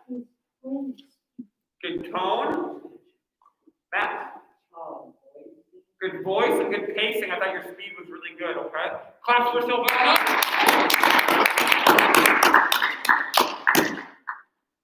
All right, here we go. All right. And you start whenever you're ready. Many school districts think that they will save tons of money by cutting operational costs on the 5th day. But they forget they will still be open and running activities on those days off. The administrative staff is required to be on site. Sport teams will need to practice. Also, since special populations fare poorly, the cost remediating them to begin a bite out of their budget. The Oklahoma Department of Education examined the economic effect of going on a 4-day week across 16 school districts. What they discovered was highly unexpected. They found out that 7 school districts saved money under the new configuration, but 9 districts were spending more. Yes, 9, higher than what they were originally planning on. School finance expert Michael Griff says that on the surface, it may look like schools are saving 20% off busing fees, but that one day less that buses aren't used. But actually, savings are only close to 3%. Think about this. Teachers are already getting paid less by the day. If we go on a 4-day school week, teachers won't get paid that extra day. Teachers are already struggling with money. And if you want to cut off that one day, it is one day less of being paid. Imagine your favorite teacher, and you see them at the grocery store, and they have to return eggs, milk, or food, or clothing for their kids, or even themselves. Those are basic needs, but they had to go return that because of one less day. I know for a fact if I were to see my favorite teacher, Mr. Kerr, go through that, I would be devastated, all because of one less day. In Colorado, juvenile crime increased by 73% whenever a school changed their school schedule from 5 to 4 days. These crimes occurred all during the week, not just on the weekdays when kids were unsupervised. Some opponents worried about the unsupervised free time that goes on with a shorter school week. One study of schools in Colorado showed a 4-day schedule of juvenile crimes. Juvenile arrests for property crimes, especially drug crimes, increased by 73%.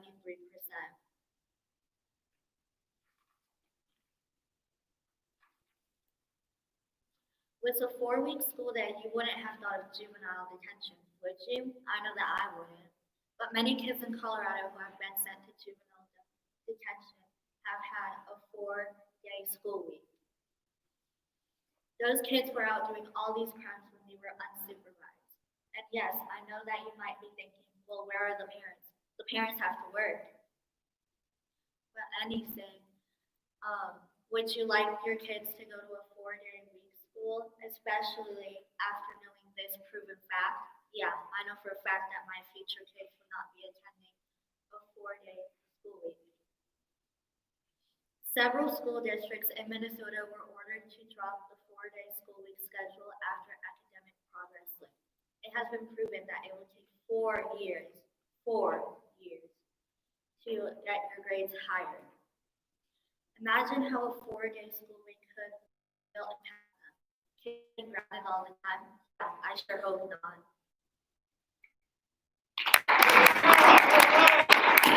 Get 3 blows. The first one is you get exceeding for mental need. So boom, there you go. What else do we got? All of you, all 4 of you, let's hear it. Good tone. Great eye contact.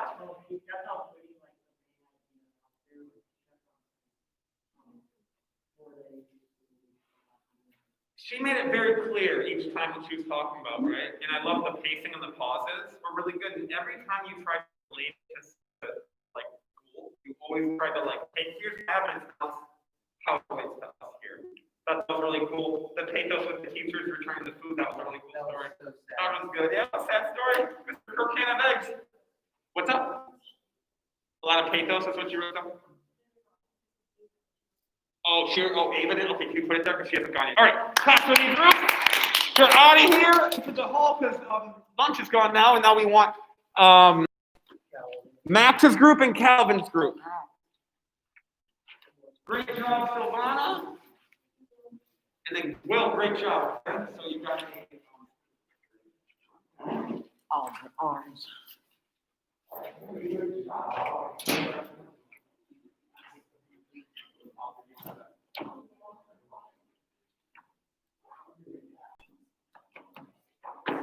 All right, I'm gonna get a picture of Max up there. See for shit. Max. There's no audience now. Oh man. Well, we've got 3. Do you want to stick around for 5 seconds? Your buddies or no? Yeah. Because you don't really have anything to say because you presented, right? Like, go get that. Cool. Thank you. Questions? Yeah. It's like on, it's like the No, I would just create a Google Doc and share it between the 2 of you, and then you'll end up sharing it with your rebuttal speaker, okay? All right, come on. Oh, Chance, what do you need, Ryan? Yeah, you can just come up here and then you want to turn for rebuttal, so you guys were taking notes.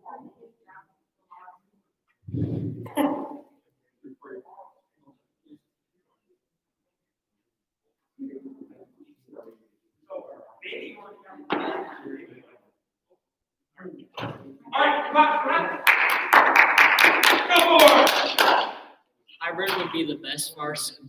Wait, is that too close to the mic? No, I like it. All right. Hybrid would be the best for our school. Harvard students and staff have been saying that grades have been increasing online. Every 2 to 3 days, we would have time to see friends and teachers and just get away from our screen.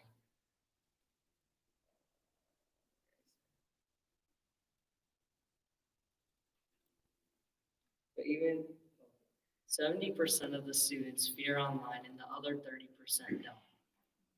Could it even be because of grades dropping? Or could it maybe be because of not seeing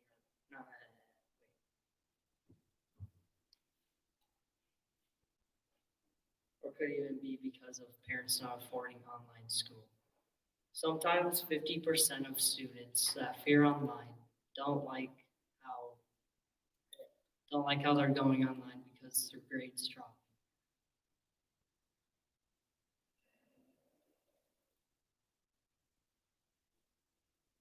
Twenty percent of students that are not 20% of students that are not online do not like I don't even know what I'm saying anymore.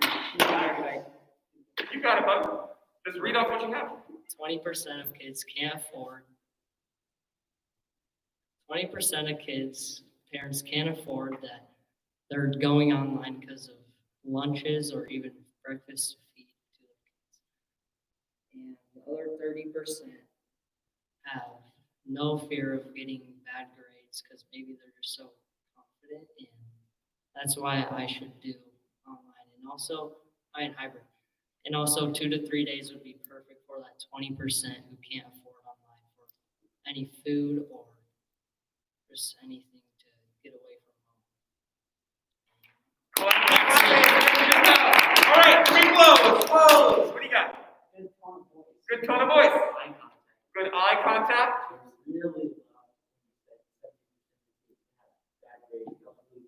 Good job. I thought you were really memorized. You dropped like halfway through. You had it memorized pretty well. So I noticed that. So good job. Let's have Calvin come on. You gotta sit it down first. Sit it down. We don't. We want to be here second semester. Cool. All right. Feeling good? All right. If do you know about how long minute wise? Okay, like more than 3 minutes. It might be. If it does, and the bell rings, we stay. Okay. Okay. All right, let me get a picture of you. All right, if the bell rings, we stay, okay? Online school may seem like a better option right now, but do you know how much you're putting these kids at risk? Online schooling has a negative impact on the students' social lives, mental health, and physical health. Online schooling has a negative impact on the social lives of students. According to Dr. Katz, it implies that the only way someone can educate children is by being in the same physical space. Because if you were a kid and you had one distraction in your room, the teacher would never know about it. As if you were in the same room, they could correct that distraction and have more control. But it's not only the learning, it's the interaction between students, like who won the basketball games. Not only does it affect students' social lives, but it actually affects kids' mental health. Recent studies have shown that kids that are on their tech for more than 3 hours have a higher risk to depression than kids that limit the amount. If you are sending kids home to learn online, you're putting these kids at risk to depression or anxiety, as if you were in school and had papers that would lower that risk tremendously. Not only does online school affect students' mental health, but it also negatively impacts their physical health. Studies have shown that online school is hurting people because of the lack of physical interaction, which kills mental stability. During this hard time of quarantine, kids are not supposed to be outside, leading to spread. This keeps kids inside with nothing to do physically. Even if kids have the equipment, there's no motivation that leads them to do anything. This only shows just a few helpless to online learning, and people still want to continue the same way of learning. Yes, it may be more of a risk to do in-person learning right now, but The social, mental, and physical health consequences overpower the risk. Kids need the school setting for a better learning environment. Do kids really deserve to be locked inside of their room doing work all day?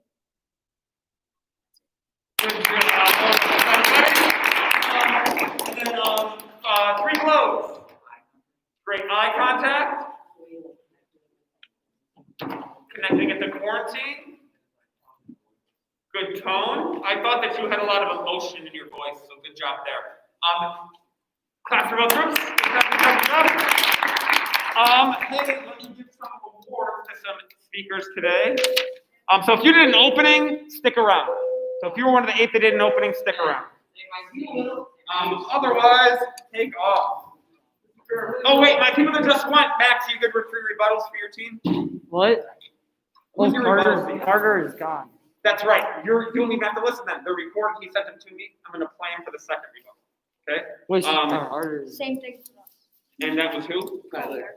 And I. Yep, he recorded He them. recorded it, and so we're good. Okay. Amazing job. Holy cow.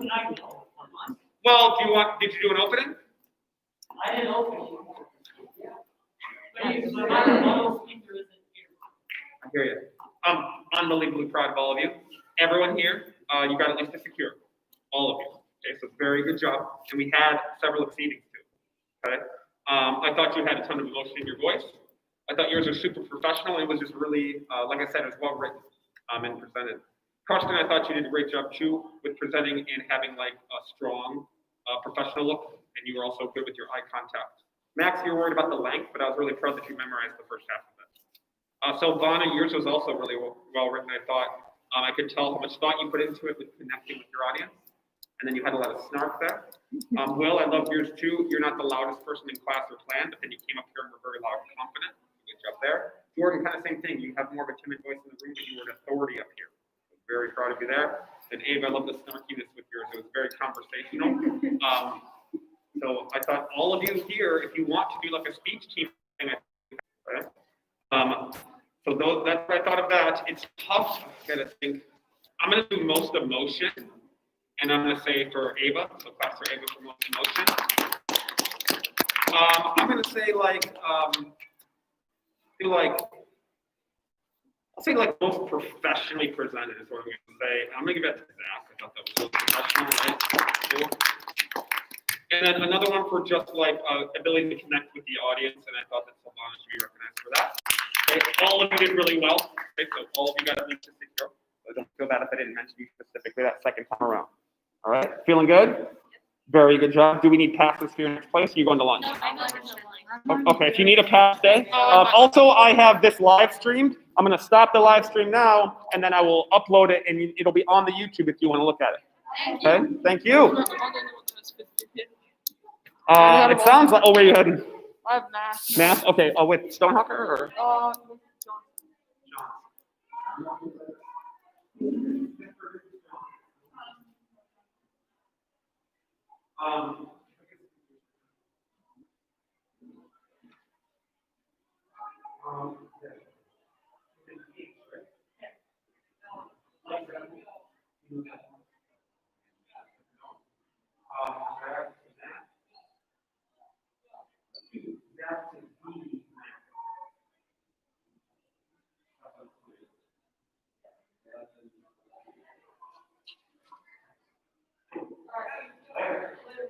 Good job, Dan. All right, I've got PLC. Are you going to lunch right now, or where are you? We're going to do it for color because we got stuff to talk about.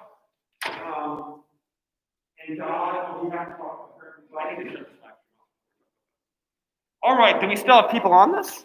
We have 2 people still on this live stream. Hi, people. We're going to shut this live stream off because the students are gone, but we'll see you back 7th and 8th hour.